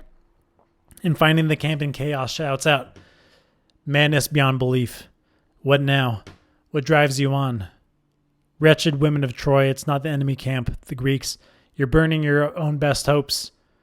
Look, it's your own Ascanius. Down at his feet, he flung his useless helmet, the one he donned when he played at war, acting out mock battles. Just then, Aeneas hurries in with his Trojan troops, but the women, terrified, scatter down the beaches, fleeing, stealing away into woods and rocky caverns, anywhere they can hide. They cringe from the daylight, shrink from what they've done. They come to their senses, know their people, and Juno is driven from their hearts. Despite all that, the flames, the implacable fire never quits its fury. Under the sodden beams, the tow still smolders, reeking a slow, heavy smoke that creeps along the keels, the ruin eating into the hulls, and all their heroic efforts, showering water, get them nowhere. At once, devoted Aeneas ripped the robe on his shoulders, called the gods for help, and flung his hands in prayer. Almighty Jove, if you still don't haste hate all the Trojans, if you still look down with your old sense of devotion, still respect men's labors, save our fleet from fire. Now, Father, snatch the slim hopes of the Trojans out of the jaws of death, or if I deserve it, come, hurl what's left of us down to death with all your angry bolts. Overwhelm us here with your iron fist. No sooner said than a wild black flood of rain comes whipping down in fury. Claps of thunder, highlands, lowlands quake, and a raging tempest bursts from the whole sky, dense and dark with the lashing south wind's blast. The decks are awash, the charred timbers drenched till all the fires are slaked, and all the ships, except for the 4 hulls lost, are saved from ruin. But Captain Aeneas, dazed by his swift, sharp blow, kept wrestling the overriding anguish in his heart. Now this way, that way. Should he forget his fate and settle in Sicily now, or head for Italian shores? Then old Nautes, the one-man Tritonian Pallas taught, making him famous for his knowledge of her arts, giving him answers for what the gods' great rage might mean, or what the march of fate cried out for. Nautes speaks, consoling Aeneas with his counsel. Son of Venus, whether the fates will draw us on or draw us back, let's follow where they lead. Whatever fortune sends, we master it all by bearing it all. We must. You have Acestes, a Trojan born of the gods, a ready advisor. Invite him into your councils. Make your plans together. Hand them over to him. The people left to the burnt ships, and those worn out by the vast endeavor you've begun, your destiny, your fate. The old men bent with age, the women sick of the sea, the ones who are feeble, the ones who shrink from danger. Set them apart, and exhausted as they are, let them have their walls within this land. If he lends his name, they'll call the town Acesta. Inspired now by the plans of his old friend, Aeneas is torn by anguish all the more, as dark night, looming up in her chariot, took command of the heavens, and all at once, down from the sky his father Anchises' phantom seemed to glide, and the words came rushing from him toward Aeneas. My son, dearer to me than life while I was still alive. O my son, so pressed by the fate of Troy, I have come by the will of Jove, who swept the fire from your ships, and now from the heights of heaven pities you at last. So come, follow old Nautes' good sound advice. Choose your elite troops, your bravest hearts, and sail them on to Italy. There in Latium you must battle down a people of wild, rugged ways. But first go down to the house of death, the underworld. Go through Avernus' depths, my son, to seek me. Meet me there. I am not considered to wicked Tartarus, those bleak shades. I live in Elysium, the luminous fields, where the true and faithful gather. A chaste Sibyl will guide you there, once you have offered the blood of many pure black sheep. And then you will learn your entire race to come, and the city walls that will be made your own. Now farewell. Dank night wheels around in mid-career, cruel dawn breaks in the east, and I feel her panting stallions breathing near. With that, he fled into thin air like a wisp of smoke, racing away. But where? Aeneas cries, so rushed. Whom do you flee? Who keeps you from our embrace? Calling so, he rakes the slumbering coals to worship the household god of Troy and the sacred shrine of white-haired Vesta, offering up a suppliant's hallowed meal and mist from an overflowing censer. At once he summons his friends, Acestes first, to report the will of Jove, his dear father's commands, and the firm resolve now settled in his mind. No time for debate, and no dissent from Acestes.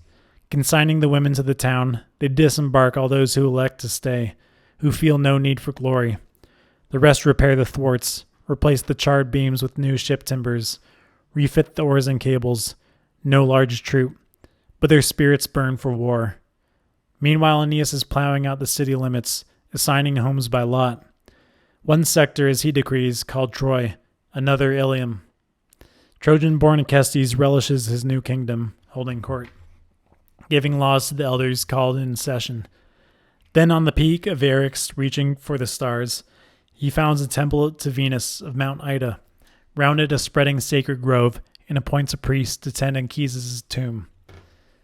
Now the assembled people have feasted 9 days, the altars have their gifts, a placid breeze has lulled the swells, and a pulsing breath of the south wind calls them back to sea. A great wail rises up from the deep curved bay as they linger out the night and day in each other's arms. And the same women, the same men who once believed the face of the sea, its mighty god, too cruel to bear, now long to embark and brave the pains of exile to the world, to the end. But good Aeneas, consoling them all with heartfelt words, weeps as he commends them to Acestes, their bloodkin. 3 calves to Eryx, then a ewe to the god of storms.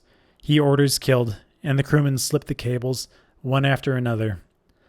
Apart at the prow, Aeneas takes his stand, crowned with a trim olive wreath, and raises a wine bowl high and scatters innards over the salt swell and tips out streams of wine. Shipmates race each other, thrashing the waves, and a rising stern wind surges, drives the vessels on. But now Venus, her anguish mounting, goes to Neptune, pouring out her heart in a flood of lamentation. Juno, her lethal rage, her insatiable spirit.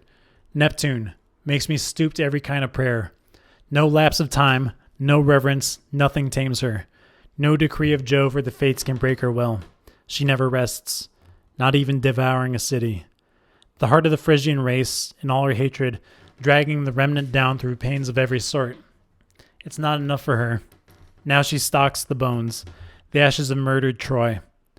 Such furies beyond me. No doubt she has her reasons. Neptune, you yourself, you're my witness to what great instant chaos she unleashed just now in Libya's heaving seas, mixing the sea and wind and backed by Aeolus's blasts, all for nothing, but all dared in your own realm. What outrage! Why she drove the Trojan women down the path of crime, goading them on to gut the ships with fire, so hateful, the fleet lost and their friends abandoned here on alien soil. The survivors, I beg you, give them all safe passage across your waters. Let them reach the Tiber, if only my prayers are granted, if fate will grant the Trojans city walls. Saturn's son, the king of the deep, complied. By all rights, Cytherea, you should trust my realm, gave you birth. I've earned your trust, what's more. Time and again I tamed the wild rage of sky and sea, the same on land. Xanthus and Simois be my witness. I cared for your Aeneas.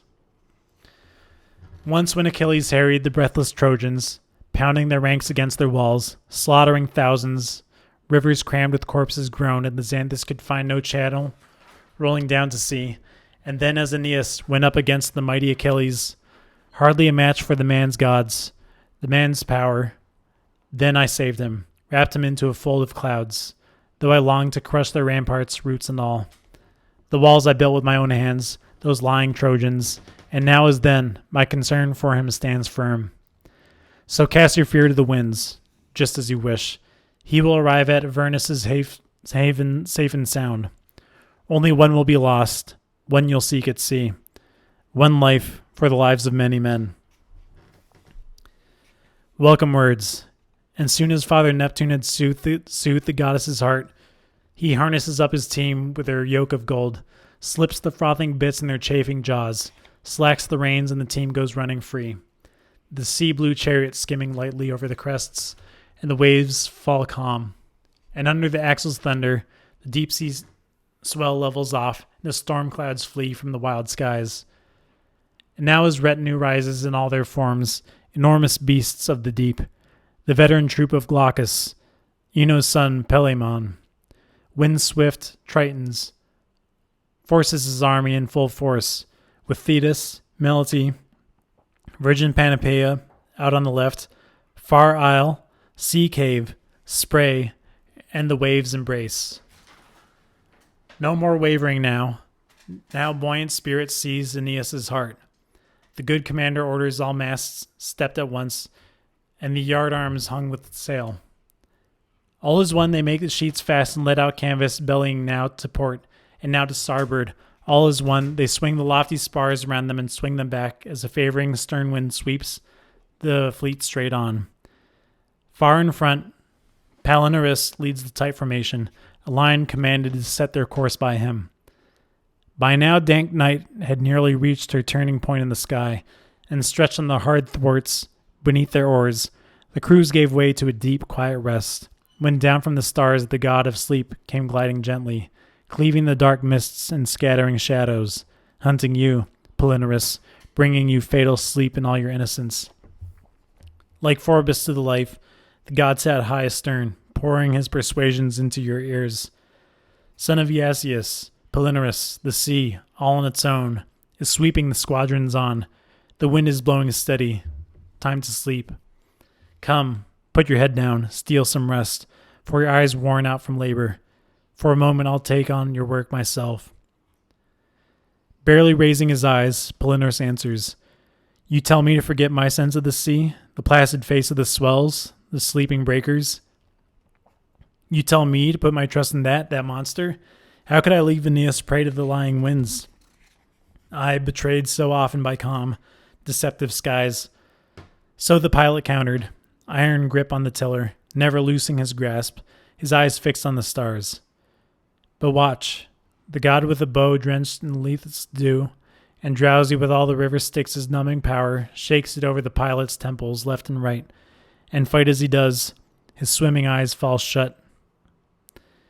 Just as an instant steep pull in and left limp, the god, rearing over him, hurled him into the churning surf, and down he went, head first, wrenching a piece of rudder off and the tiller too, and crying out to his shipmates time and again, no use, as the god himself goes winging off into thin air. And the squadrons forge ahead undaunted, swift as ever, sailing safely along as Father Neptune promised, true, but carried closer into the sirens as rocks.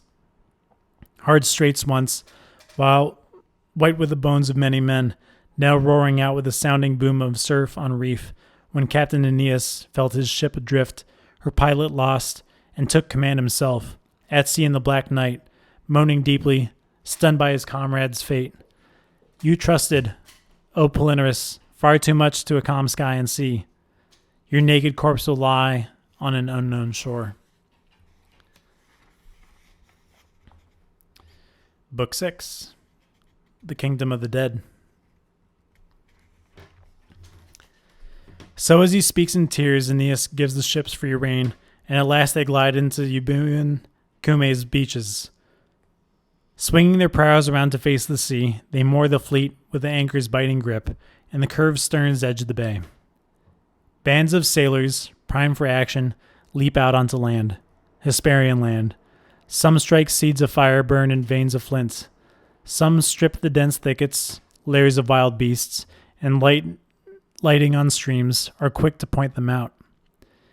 But devout Aeneas makes his way to the stronghold that Apollo rules, throned on high, and set apart as vast cave, the awesome Sibyl's secret haunt, where the seer of Delos breathes his mighty will, his soul inspiring her to lay the future bare.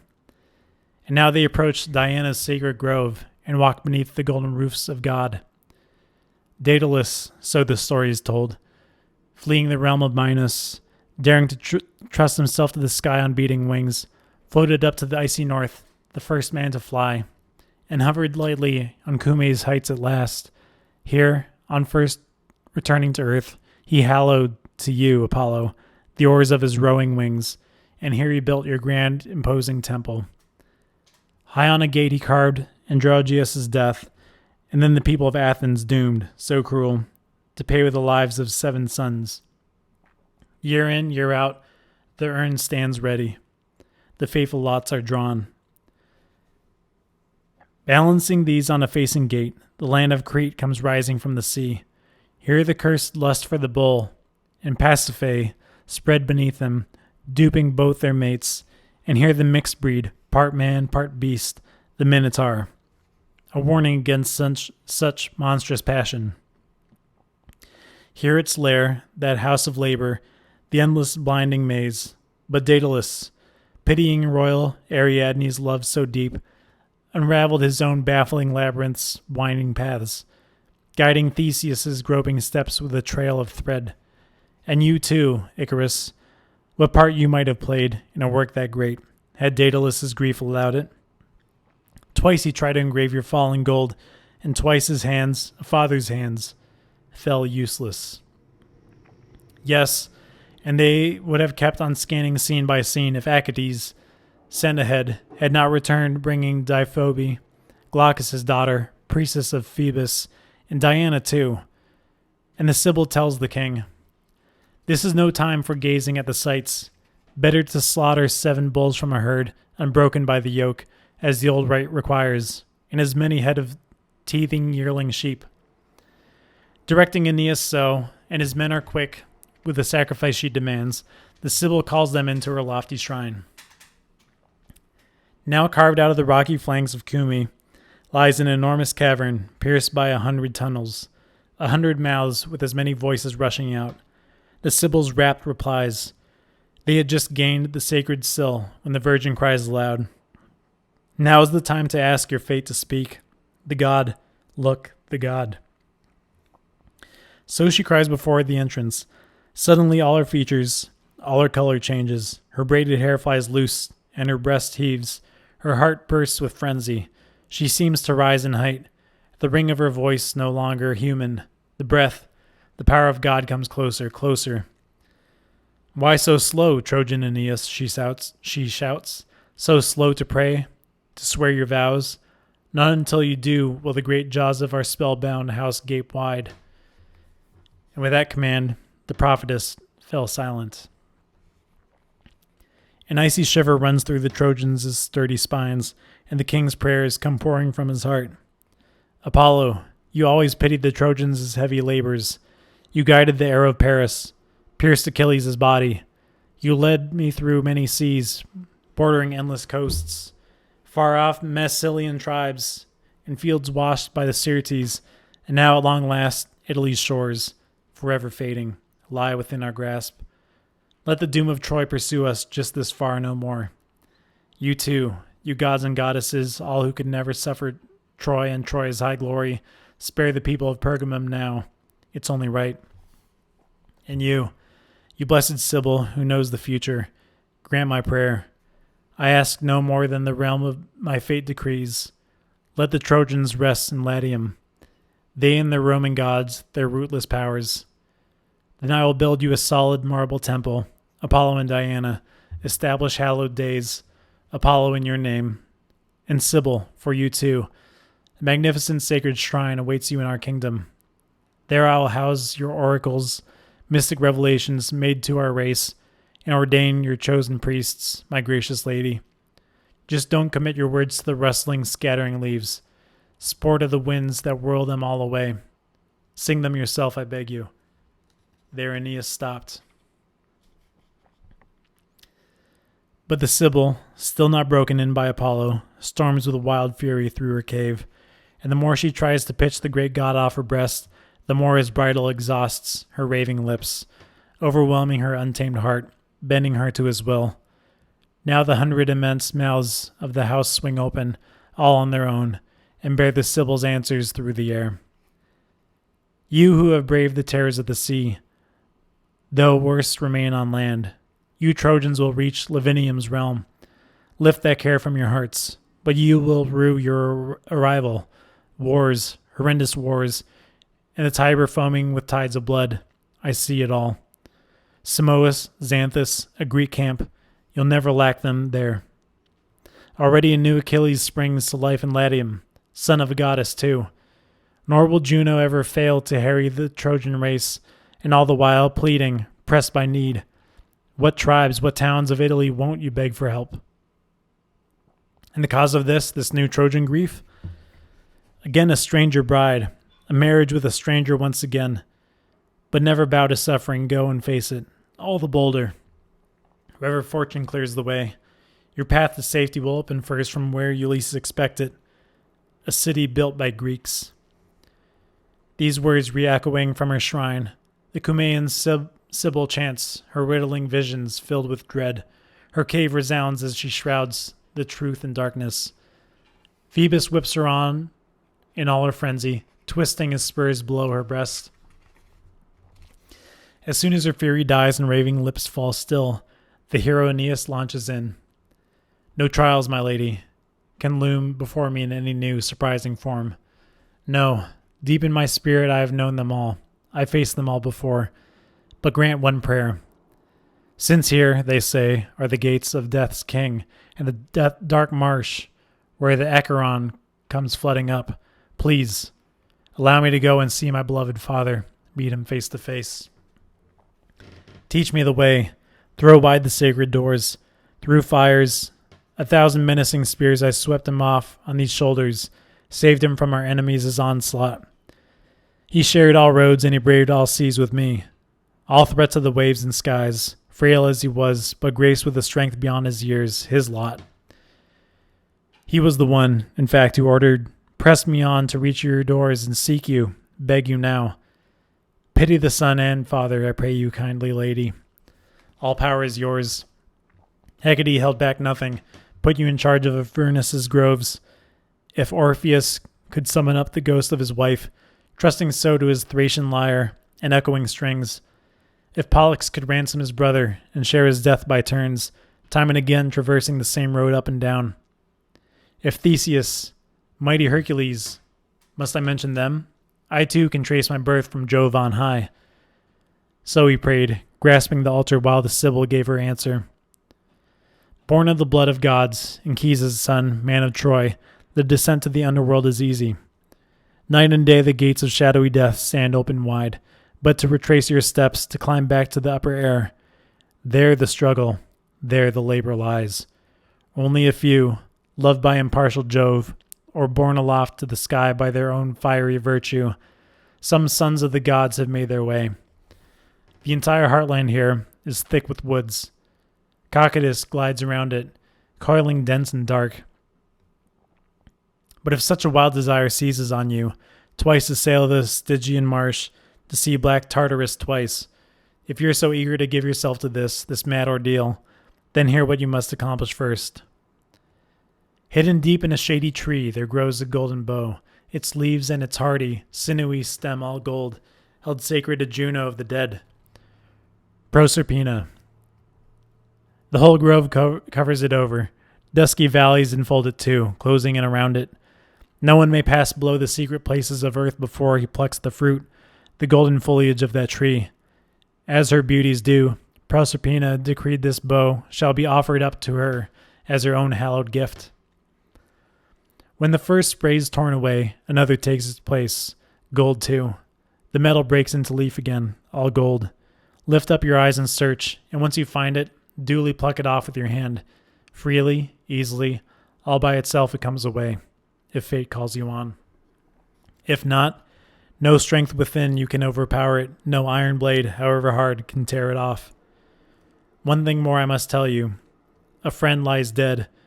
Oh, you could not know. His body pollutes your entire fleet with death while you search on for oracles linger at our doors.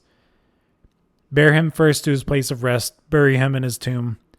Lead black cattle there, first offerings of atonement. Only then can you set eyes on the Stygian groves, and the realms no living man has ever trod. Abruptly she fell silent, lips sealed tight. His eyes fixed on the ground, his face in tears. Aeneas moves on, leaving the cavern, turning over within his mind these strange dark events.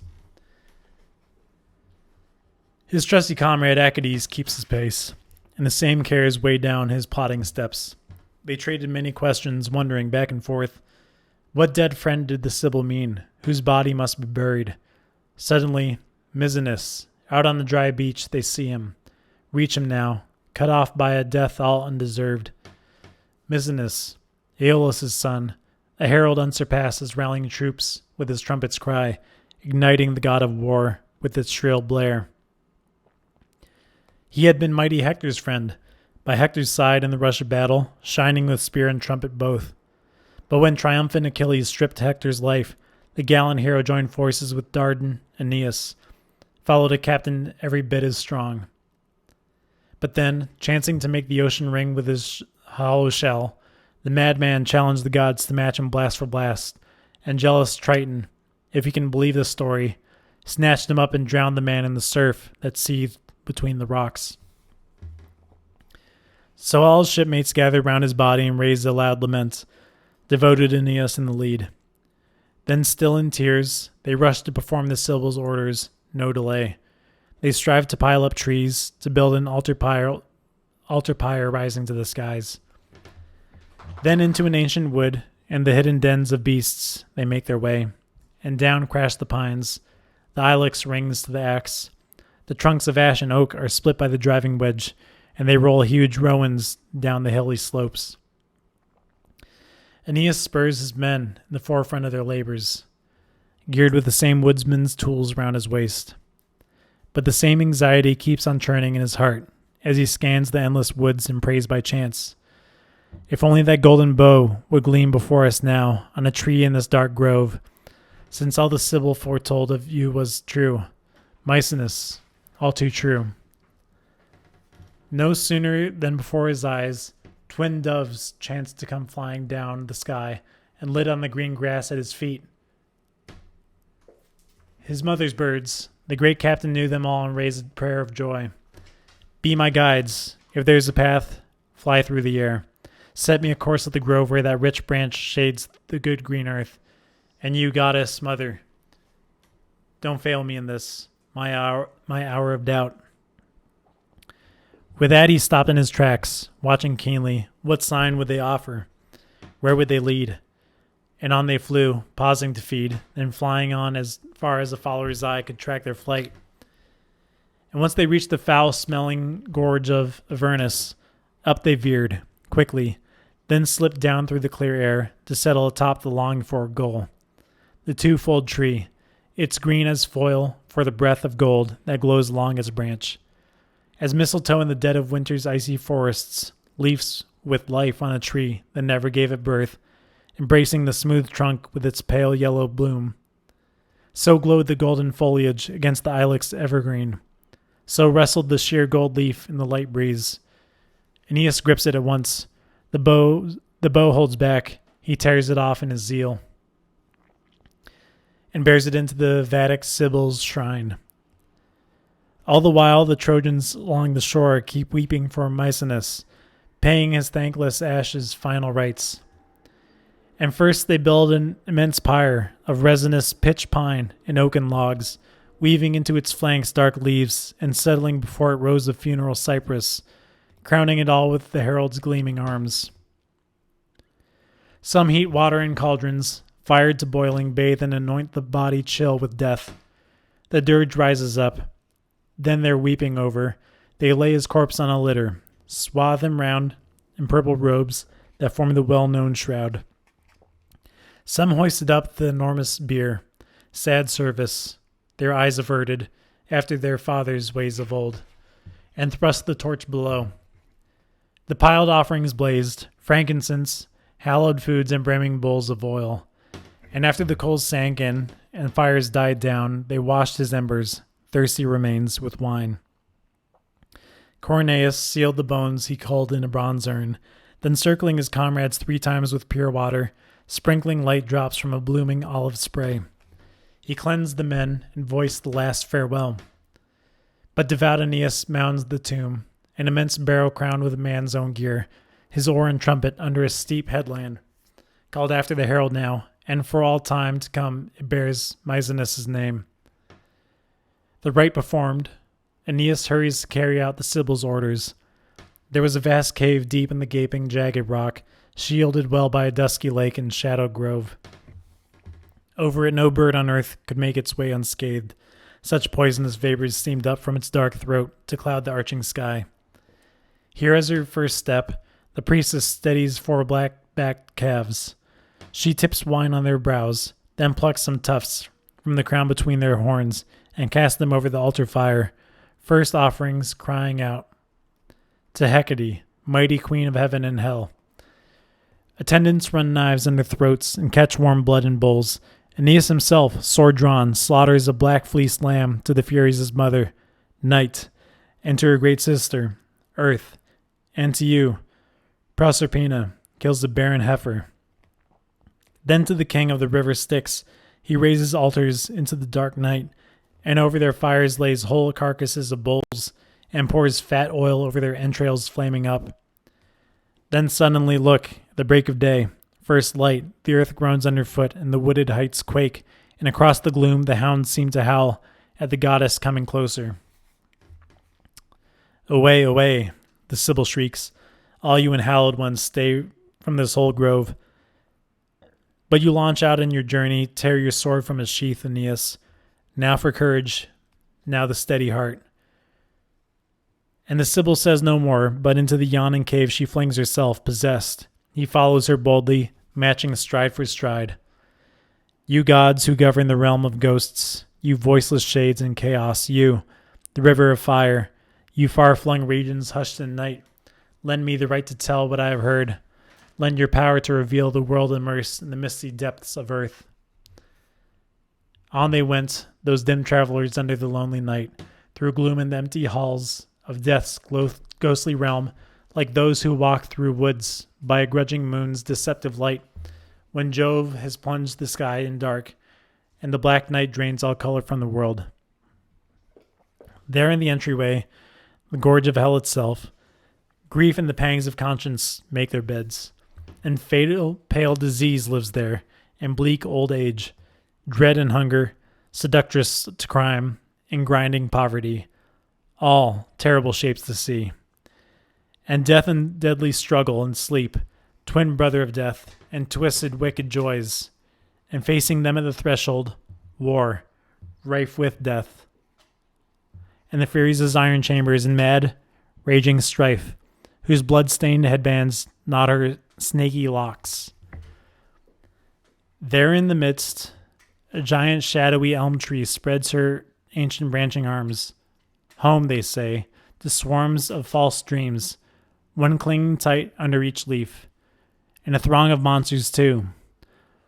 What brutal forms are stabled at the gates, centaurs, mongrel skillas, part women, part beasts, and hundred-handed Briareus, and the savage hydra of Lerna, that hissing horror, the chimera armed with torches, gorgons, harpies, and triple-bodied Geryon, his great ghost.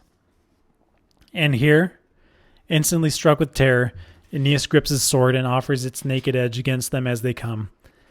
And if his experienced comrade had not warned him, they are mere disembodied creatures, flimsy will-o'-the-wisps that flit like living forms. He would have rushed them all, slashed through empty phantoms with his blade. From there, the road leads down to the Acheron's Tartarian waves. Here the enormous whirlpool gapes a-swirl with filth, seethes and spews out all its silt in the wailing river. And herein the dreaded ferryman guards the flood, grisly in his squalor, Charon, his scraggly beard a tangled mat of white, his eyes fixed in a fiery state, and his grimy rags hang down from his shoulders by a knot.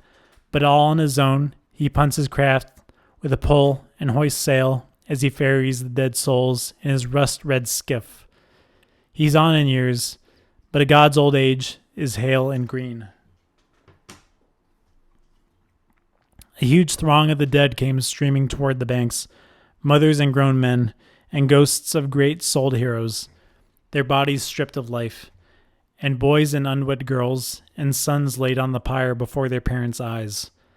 As thick as leaves in autumn, woods at first frost, that slip and float to earth, or dense as flocks of birds, that wing from the heaving sea to shore, when winter's chill drives them over the waves to landfalls drenched in sunlight. There they stood, pleading to be the first ones ferried over, reaching out their hands in longing toward the farther shore. But the grim ferryman ushers aboard now these, now those. Others he thrusts away, back from the water's edge. Aeneas, astonished, stirred by the tumult, calls out, "Tell me, Sibyl, what does it mean, this thronging toward the river? What do the dead souls want? What divides them all? Some are turned away from the banks and others scull the murky waters with their oars." The aged priestess answered Aeneas briefly, "Son of Anchises, born of the gods, no doubt. What you see are Cocytus' pools and Styx' marsh, powers by which the god swears oaths they dare not break. And the great route you see is helpless, still not buried. That ferryman there is Charon. Those born by the stream have found their graves, and no spirits may be conveyed across the horrendous banks and hoarse, roaring flood until their bones are buried, and they rest in peace. 100 years they wander, hovering round these shores, till at last they may return and see once more the pools they long to cross. Anchises' son came to a halt and stood there pondering long, while pity filled his heart. Their lot so hard, unjust. Then he spots 2 men, grief-stricken and robbed of death's last tribute. Leucaspis and Orontes, the Lycian fleet's commander. Together they sailed from Troy over windswept seas, and a southern gale sprang up and toppling breakers crushed their ships and crews.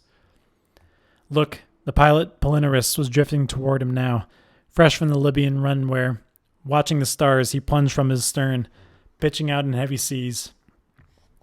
Aeneas, barely sighting him grieving in the shadows, hailed him first. What god, Palinurus, snatched you from our midst and drowned you in open waters? Tell me, please. Apollo has never lied before. This is his one reply that's played me false. He swore you would cross the ocean safe and sound and reach Italian shores. Is this the end he promised?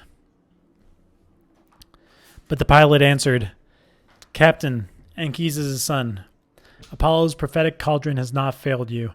No god drowned me in the open waters. No, the rudder I clung to, holding us all on course, my charge.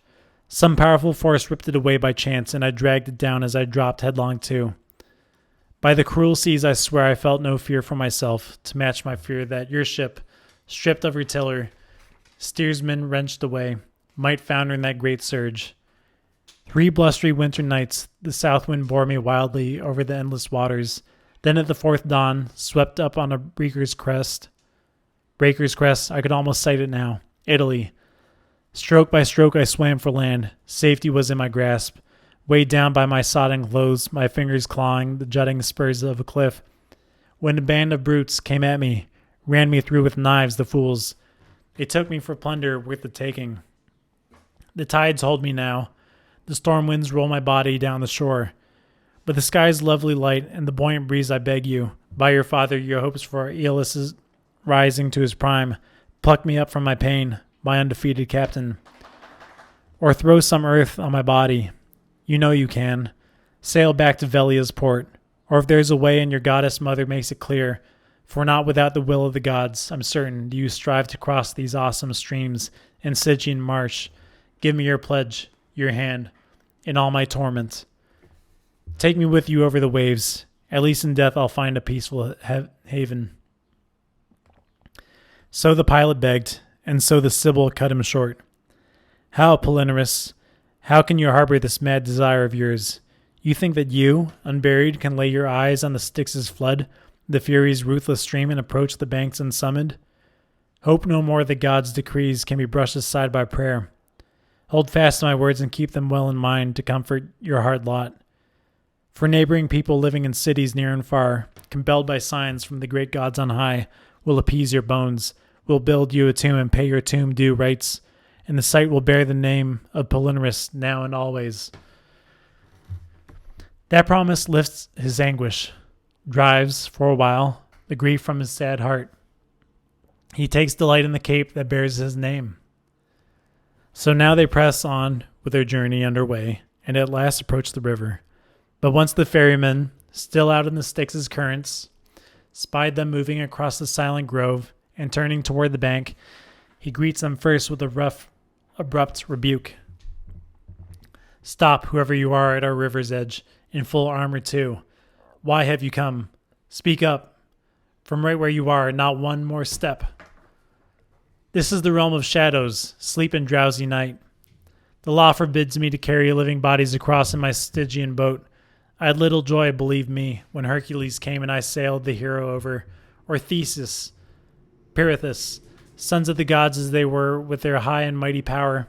Hercules stole our watchdog, chained him, the poor trembling creature, dragged him away from our king's very throne. The others tried to snatch our queen from the bridal bed of death. But Apollo's seer broke in and countered Charon. There's no such treachery here, just calm down. No threat of force in our weapons. The huge guard at the gates can howl for eternity from his cave, terrifying the bloodless shades. Persephone keep her chastity safe, at home behind her uncle's doors. Aeneas of Troy, famous for his devotion, feats of arms, goes down to the deepest shades of hell to see his father. But if this image of devotion cannot move you, here, this bow, showing the bow enfolded in her robes, you know it well. At this, the heaving rage subsides in his chest. The Sibyl says no more. The ferryman, marveling at the awesome gift, the fateful branch unseen so many years, swerves his dusky craft and approaches shore. The souls already crouch at the long thwarts. He brusquely thrusts them out, clearing the gangways, quickly taking massive Aeneas aboard the little skiff. Under his weight the boat groans, and her stitched seams gape as she ships great pools of water pouring in. At last, the river crossed, the ferryman lands, the seer and hero all unharmed in the marsh, the repellent oozing slime and livid sedge. These are the realms that monstrous Cerberus rocks, with howls braying out of his 3 throats, his enormous bulk squatting low in the cave that faced them there. The Sibyl, seeing the serpents writhe round his neck, tossed him a sop, slumberous with honey and drugged seed, and he, frothing with hunger, 3 jaws spread wide, snapped it up where the Sibyl tossed it, gone. His tremendous back relaxed. He sags to earth and sprawls over all his cave, his giant hulk limp. The watchdog buried now in sleep, Aeneas seizes the way in, quickly clear of the river's edge, the point of no return. At the moment, cries, they could hear them now, a crescendo of wailing, ghosts of infants weeping, robbed of their share of this sweet life, at its very threshold too. All snatched away from the breasts on that black day that swept them off and drowned them in bitter death. Beside them were those condemned to die on a false charge. But not without jury picked by a lot, not without judge are their places handed down, not at all. Minos, the Grand Inquisitor, stirs the urn. He summons the silent jury of the dead. He scans the lives of those accused, their charges. The region next to them is held by those sad ghosts, innocents all, who brought on death by their own hands. Despising the light, they threw their lives away. How they would yearn now, in the world above, to endure grim want and long hard labor. But fate bars the way. The grisly swamp and its loveless, lethal waters bind them fast. Styx, with its 9 huge coils, holds them captive.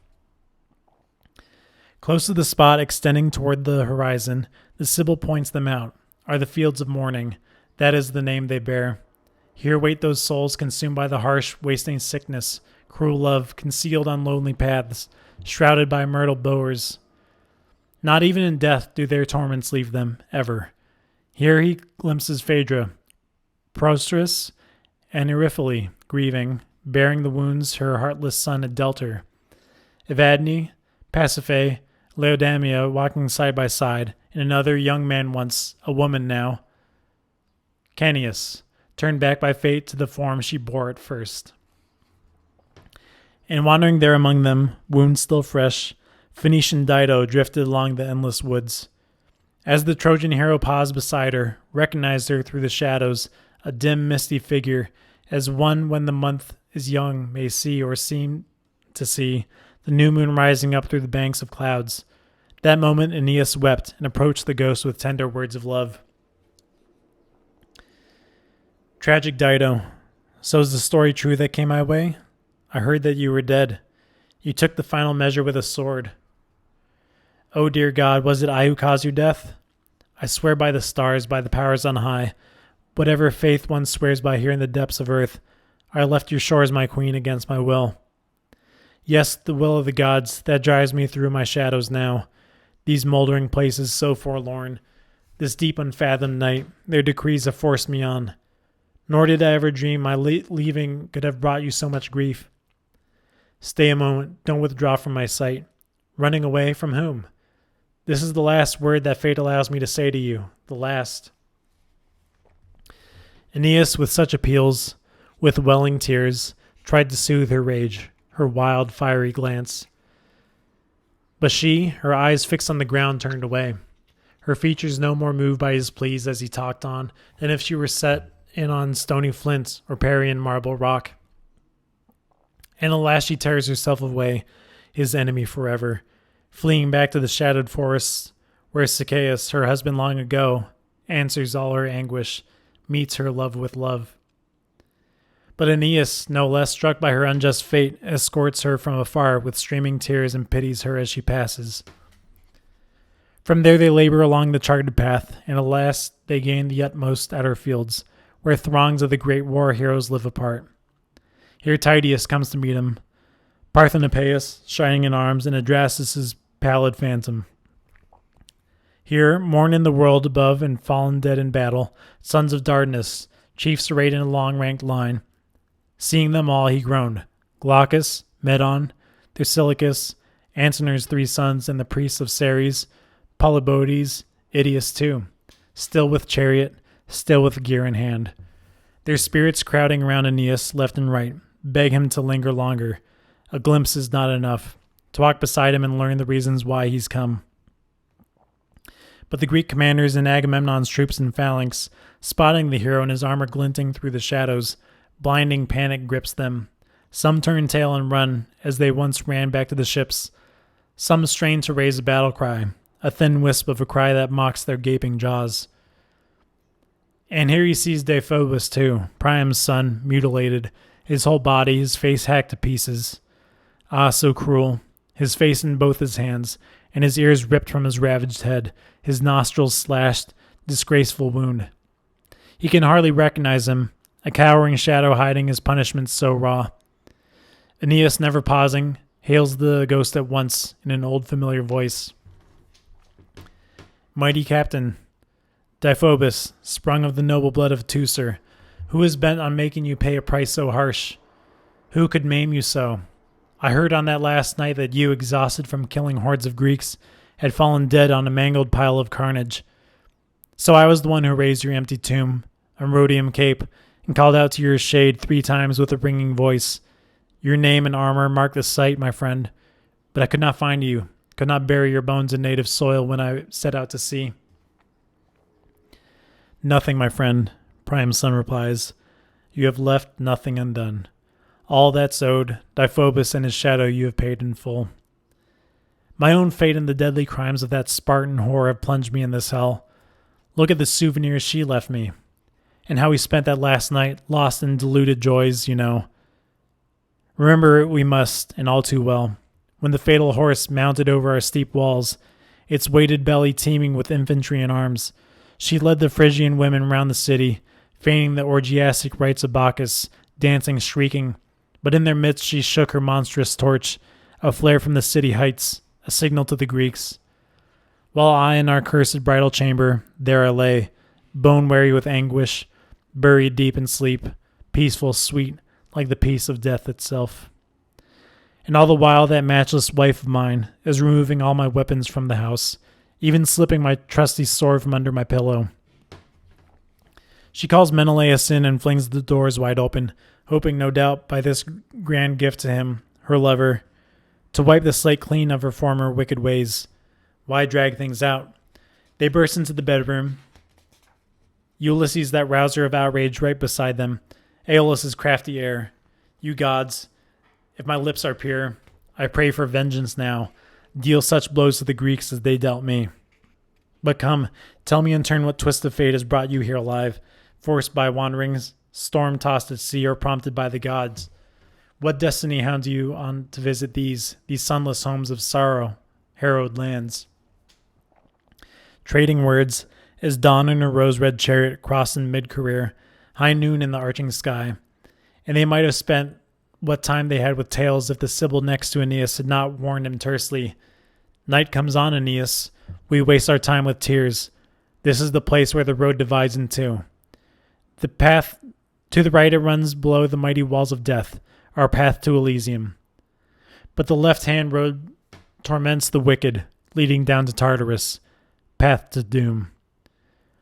No anger, please, great priestess, begged Deiphobus. Back I go to the shades to fill the tally out. Now go, our glory of Troy, go forth and enjoy a better fate than mine. With his last words he turned in his tracks and went his way. Aeneas suddenly glances back, and beneath a cliff to the left he sees an enormous fortress, ringed with triple walls and raging around it all, a blazing flood of lava. Tartarus' river of fire, whirling thunderous boulders. Before it rears a giant gate, its columns solid adamant, so no power of man, not even the gods themselves, can root it out in war. An iron tower looms on high, where Tisiphone, crouching with bloody shroud girt up, never sleeping, keeps her watch at the entrance night and day.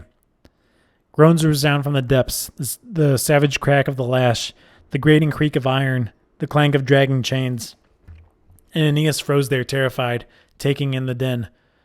What are the crimes? What kinds? Tell me, Sibyl. What are the punishments? Why this scourging? Why such wailing echoing in the air? The seer rose to the moment. Famous captain of Troy, no pure soul may set foot on that wicked threshold, but when Hecate put me in charge of Avernus' groves, she taught me all the punishments of the gods. She led me through them all. Here, Cretan Rhadamanthus rules with an iron hand, censuring men, exposing fraud, forcing confessions when anyone up above, reveling in his hidden crimes, puts off his day of atonement till he dies, the fool, too late. That very moment, vengeful Tisiphone, armed with lashes, springs on the guilty, whips them till they quail, with her left hand shaking all her twisting serpents, summoning up her savage sisters, bands of furies. Then at last, screeching out on their grinding hinge, the infernal gates swing wide. Can you see that sentry crouched at the entrance? What a spectre guards at the threshold? Fiercer still, the monstrous hydra, 50 black maws gaping, holds its lair inside. Then the abyss, Tartarus itself, plunges headlong down through the darkness twice as far as our gaze goes up to Olympus rising toward the skies. Here the ancient line of the earth, the Titans' spawn, flung down by lightning, writhe in the deep pit. There I saw the twin sons of Aloeus too, giant bodies that clawed the soaring sky with their hands to tear it down, and thrust great Jove from his kingdom high above. I saw Salmoneus too, who paid a brutal price for aping the flames of Jove and Olympus's thunder, sped by his 4-horse chariot, flaunting torches, right through the Greek tribes and Elis city's heart. He rode in triumph, claiming as his the honors of the gods. The madman, trying to match the storm and matchless lightning just by stamping on bronze with prancing horn-hoofed steeds. The Almighty Father hurled his bolt through the thunderheads, no torches for him, no smoky flicker of pitch pines, no. He spun him headlong down in a raging whirlwind. Tydeus, too. You could see that son of earth, the mother of us all, his giant body splayed out over 9 whole acres, a hideous vulture with hooked beak gorging down his immortal liver, and innards ever ripe for torture. Deep in his chest it nestles, ripping into its feast, and the fibers, grown afresh, get no relief from pain. What need to tell of the Lapiths, Ixion, or Pirithous? Above them a black rock, now slipping, teetering. Watch, forever about to fall. While the golden posts of high festal couches gleam, and a banquet spreads before their eyes with luxury fit for kings. But reclining just beside them, the oldest Fury holds back their hands from even touching the food, surging up her brandished torch in deafening screams. Here are those who hated their brothers while alive, or struck their fathers down, or embroiled clients in fraud, or brooded alone over troves of gold they gained and never put aside some share for their own kin. A great multitude, these. Then those killed for adultery, those who marched to the flag of civil war and never shrank from breaking their pledge to their lords and masters, all of them, walled up there, wait to meet their doom. Don't hunger to know their doom. What form of torture or twist of fortune drags them down? Some trundle enormous boulders, others dangle, racked to the breaking point on the spokes of rolling wheels. Doomed Theseus sits on his seat, and there he will sit forever. Phlegyas, most in agony, sounds out his warning to all. His piercing cries bear witness through the darkness. Learn to bow to justice, never scorn the gods. You all stand forewarned. Here's one who bartered his native land for gold. He saddled her with a tyrant, set up laws for a bribe. For a bribe he struck them down. This one forced himself on his daughter's bed and sealed a forbidden marriage. All dared an outrageous crime, and what they dared they did. No, not if I had 100 tongues and 100 mouths and a voice of iron too. I could ever capture all the crimes or run through all the torments, doom by doom. So Apollo's aged priestess ended her answer. Then she added, Come, press on with your journey. See it through, this duty you've undertaken. We must hurry now. I can just make out the ramparts forged by the Cyclops. There are the gates, facing us with their arch. There our orders say to place our gifts. At that, both of them march and step along the shadowed paths, consuming the space between, and approach the doors. Aeneas springs to the entryway and, rinsing his limbs with fresh, pure water, there at the threshold just before them, stakes the golden bow. The rite complete at last, their duty the goddess performed in full, they gained the land of joy, the fresh green fields, the fortunate groves where the blessed make their homes. Here a freer air, a dazzling radiance clothes the fields, and the spirits possess their own sun, their own stars. Some flex their limbs in the grassy wrestling rings, contending in sport. They grapple on the golden sands. Some beat out a dance with their feet and chant their songs. And Orpheus himself, the Thracian priest with his long robes, keeps their rhythm strong with his lyre's 7 ringing strings, plucking now with his fingers, now with his ivory plectrum. Here is the ancient line of Teucer, noblest stock of all, those great-hearted heroic sons born in better years, Ilus, and Assaracus, and Dardanus, founder of Troy. Far off, Aeneas gazes in awe, their arms, their chariots, phantoms all, their lances fixed in the ground, their horses freed from harness, grazing the grasslands near and far. The same joy they took in arms and chariots when alive, and carrying horses sleek and putting them to pasture, follows them now they rest beneath their earth. Others look. He glimpses left and right in the meadows, feasting, singing in joy a chorus raised to healing Apollo, deep in a redolent laurel grove where Eridanus river rushes up in full spate and rolls through woods in the high world above. And here are troops of men who had suffered wounds, fighting to save their country, and those who had been pure priests while still alive, and the faithful poets whose songs were fit for Phoebus, those who enriched our lives with the newfound arts they forged, and those we remember well for the good they did mankind.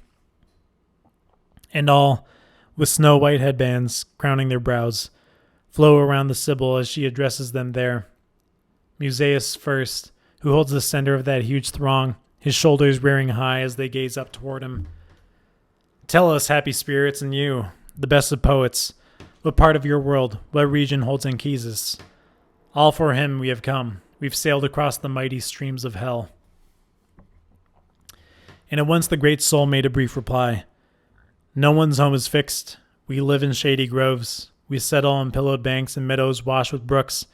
But you, if your heart compels you, climb this ridge and I soon will set your steps on an easy path. So he said, and walking on ahead from high above points out to them open country swept with light. Down they come and leave the heights behind.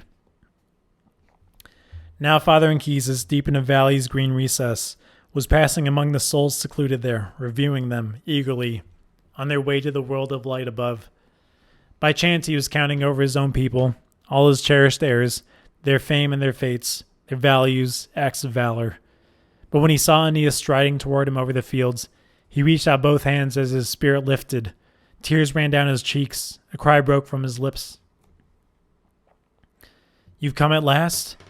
Has the love your father hoped for mastered the hardship of the journey? Let me look at your face, my son, exchange some words, and hear your familiar voice. So I dreamed I knew you'd come. I counted the moments. My longing has not betrayed me. Over what lands, what seas have you been driven, buffeted by what perils into my open arms, my son? How I feared the realm of Libya might well do you harm. Your ghost, my father, he replied, your grieving ghost. So often it came and urged me to your threshold. My ships are lying moored in the Tuscan sea. Let me clasp your hand, my father, let me. I beg you, don't withdraw from my embrace. So Aeneas pleaded, his face streaming tears. 3 times he tried to fling his arms around his neck. 3 times he embraced. Nothing. The phantom sifted through his fingers. Light as wind, quick as a dream in flight. And now Aeneas sees in the valley's depths a sheltered grove and rustling wooded brakes, and a Lethe flowing past the homes of peace. Around it hovered numberless races, nations of souls like bees in meadowlands on a cloudless summer day that settle in flowers, riots of color, swarming round the lilies' lustrous sheen, and the whole field comes alive with a humming murmur. Struck by the sudden sight, Aeneas, all unknowing, wonders aloud and asks, "What is the river over there? And who are they who crowd the banks in such a growing throng?" His father Anchises answers, "They are the spirits owed a second body by the fates. They drink deep of the river Lethe's currents there, long draughts that will set them free of cares, oblivious forever. How long I have yearned to tell you, show them to you, face to face, yes, as I count tally out of all my children's children, so all the more you can rejoice with me in Italy, found at last." What, Father, can we suppose that any spirits rise from here to the world above, return once more to the shackles of the body? Why this mad desire, poor souls, for the light of life? "I will tell you, my son, not keep you in suspense," Anchises says, and unfolds all things in order, one by one. First, the sky and the earth and the flowing fields of the sea, the shining orb of the moon and the Titan sun, the stars, an inner spirit feeds them, coursing through all their limbs. Mind stirs the mass, and their fusion brings the world to birth. From their union springs the human race and the wild beasts, the winged lives of birds, and the wondrous monsters bred below the glistening surface of the sea. The seeds of life, fiery is their force, divine their birth, but they are weighed down by the body's ills, or dulled by earthly limbs and flesh that's born for death. That is the source of all men's fears and longings, joys and sorrows, nor can they see the heaven's light. Shut up in the body's tomb, a prison dark and deep. True, but even on that last day, when the light of the earth departs, the wretches are not completely purged of all the taints, nor are they wholly freed of all the body's plagues. Down deep they harden fast, they must, so long ingrained in the flesh in strange uncanny ways. And so the souls are drilled in punishments. They must pay for their old offenses. Some are hung splayed out, exposed to the empty winds. Some are plunged in the rushing floods. Their stains, their crimes scoured off or scorched away by fire. Each of us must suffer his own demanding ghost. Then we are sent to Elysium's broad expanse. A few of us even hold these fields of joy to the long days, a cycle of time seen through, cleanse our hard, inveterate stains, and leave us clear. Ethereal sense, the eternal breath of fire purged and pure.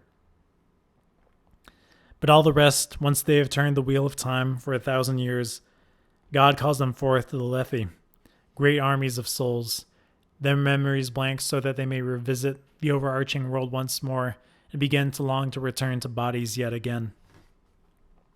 Anchises, silent a moment, drawing his son and Sibyl with him into the midst of the vast murmuring throng, took his stand on a rise of ground where he could scan the long column marching toward him, soul by soul, and recognize their features as they neared.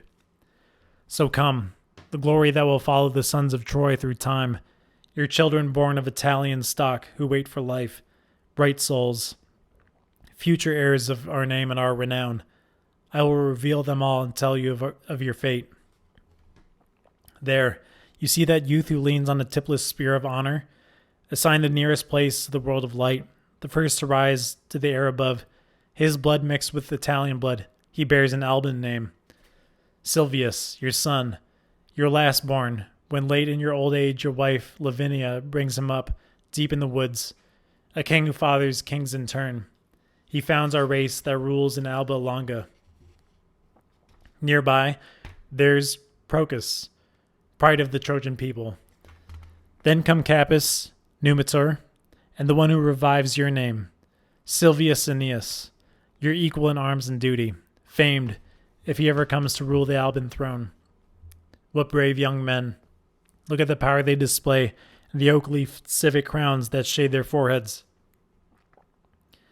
They will erect for you Nomentum, Gabi, fit in a town, and build Caladia's ramparts on the mountains.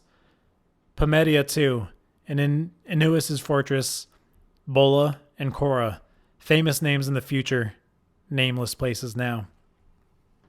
Here, a son of Mars, his grandsire Numitor's comrade, Romulus, bred from Assaracus' blood by his mother, Ilia. See how the twin plumes stand joined on his helmet? And the father of the gods himself already marks him out with his own bolts of honor. Under his auspices watch, my son, our brilliant Rome will extend her empire far and wide as the earth, her spirit high as Olympus. Within her single wall she will gird her 7 hills. Blessed in her breed of men, like the Bracinthian mother, crowned with her turrets, riding her victor's chariot through Phrygian cities, glad in her brood of gods, embracing 100 grandsons, all dwell in the heavens, all command the heights. Now turn your eyes this way and behold these people, your own Roman people. Here is Caesar and all the line of Iulus, soon to venture under the sky's great arch. Here is the man, he's here. Time and again you've heard his coming promised. Caesar Augustus, son of a god, he will bring back the age of gold to the Latian fields where Saturn once held sway, expand his empire past the Garaments and the Indians to a land beyond the stars, beyond the wheel of the year, the course of the sun itself, where Atlas bears the skies and turns on his shoulder the heavens studded with flaming stars. Even now the Caspian and Maeotic kingdoms quake at his coming. Oracles sound the alarm and the 7 mouths of the Nile churn with fear. Not even Hercules himself could cross such a vast expanse of earth, though it's true he shot the stag with its brazen hoofs, and brought peace to the ravaged woods of Euranthus, terrorized the Hydra of Lerna with his bow, not even Bacchus in all his glory, driving his team of vines for reins and lashing his tigers down from Nisa's soaring ridge. Do we still flinch from turning our valor into deeds, or fear to make our home on western soil?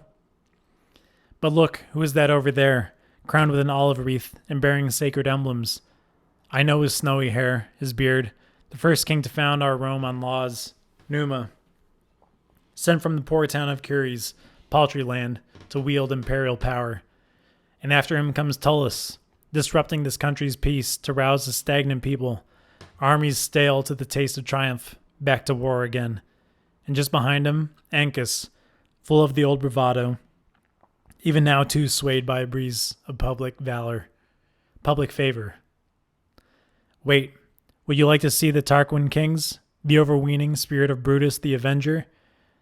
Faces he reclaims, the first to hold a consul's power and ruthless axes, then, when his sons foam at rebellion against the city, their father summons them to the executioner's block in freedom's noble name. Unfortunate man. However, the future years will exalt his actions. A patriot's love wins out, and boundless lust for praise. Now the Deci and the Drusi, look over there. Torquatus, too, with his savage axe. Camillus, bringing home the standards. But you see that pair of spirits?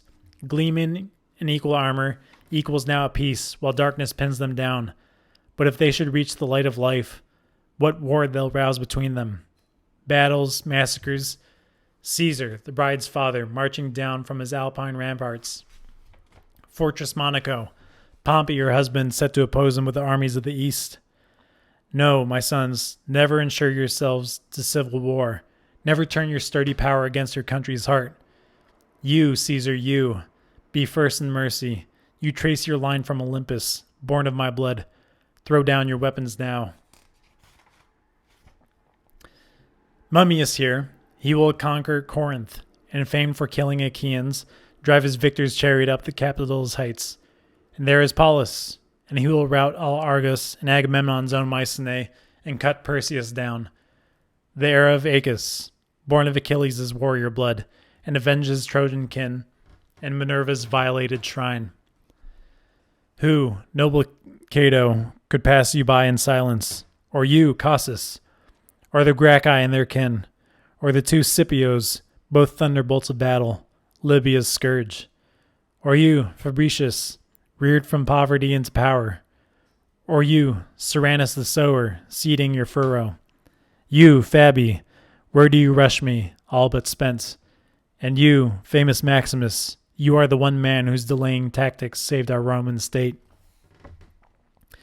Others, I have no doubt, will forge the bronze to breathe, with suppler lines, draw from the block of marble features quick with life, plead their cases better, chart with their rods the stars that climb the sky and foretell the times they rise. But you, Roman, remember, rule with all your power the peoples of the earth. These will be your arts. To put your stamp on the works and ways of peace, to spare the defeated, break the proud in war. They were struck with awe as Father Anchises paused, then carried on. Look there, Marcellus marching toward us. Decked in splendid plunder he tore from a chief he killed, victorious, towering over all. This man on horseback, he will steady the Roman state when rocked by chaos, mow the Carthaginians down in droves. The rebel Gauls, he is only the third to offer up to Father Quirinus the enemy's captured arms. Aeneas broke in now, for he saw a young man walking in at Marcellus's side, handsome, striking, his armor burnished bright, but his face showed little joy, his eyes cast down. Who is that, Father? Matching Marcellus stride for stride, a son, or one of his son's descendants born of noble stock? What acclaim from his comrades, what fine bearing, the man himself. True, but around his head a mournful shadow flutters black as night. My son, his tears brimming, Father Anchises started in. Don't press to know your people's awesome grief. Only a glimpse of him the fates will grant the world, not let him linger longer. Too mighty the Roman race, it seemed to you above, if this grand gift should last. Now what wails of men will the field of Mars send up to Mars's tremendous city? What a cordage you'll see, old Tiber, flowing past the massive tomb just built. No child of Troy will ever raise so high the hopes of his Latin forebears, nor will the land of Romulus take such pride in a son she's born. Mourn for his virtue, mourn for his honor forged of old, his sword arm never conquered in battle. No enemy could ever go against him in arms and leave unscathed, whether he fought on foot or rode on horseback, digging spurs in his charger's lathered flanks. O child of heartbreak, if only you could burst the stern decrees of fate. You will be Marcellus. Fill my arms with lilies. Let me scatter flowers, lustrous roses, piling high these gifts at least on our descendants' shade, and perform a futile rite. So they wander over the endless fields of air, gazing at every region, viewing realm by realm. Once Anchises has led his son through each new scene and fired his soul with a love of glory still to come. He tells him next of the wars Aeneas still must wage. He tells of Laurentine peoples, tells of Latinus' city, and how he should shun or shoulder each ordeal that he must meet. Here are twin gates of sleep. One, they say, is called the Gate of Horn, and it offers easy passage to all true shades. The other glistens with ivory, radiant, flawless, but through it the dead send false dreams up toward the sky. And here Anchises, his vision told in full, escorts his son and Sibyl both, and shows them out now through the ivory gate. Aeneas cuts his way to the waiting ships to see his crews again, then sets a course straight on to Caieta's harbor. Anchors run from prows, the sterns line the shore.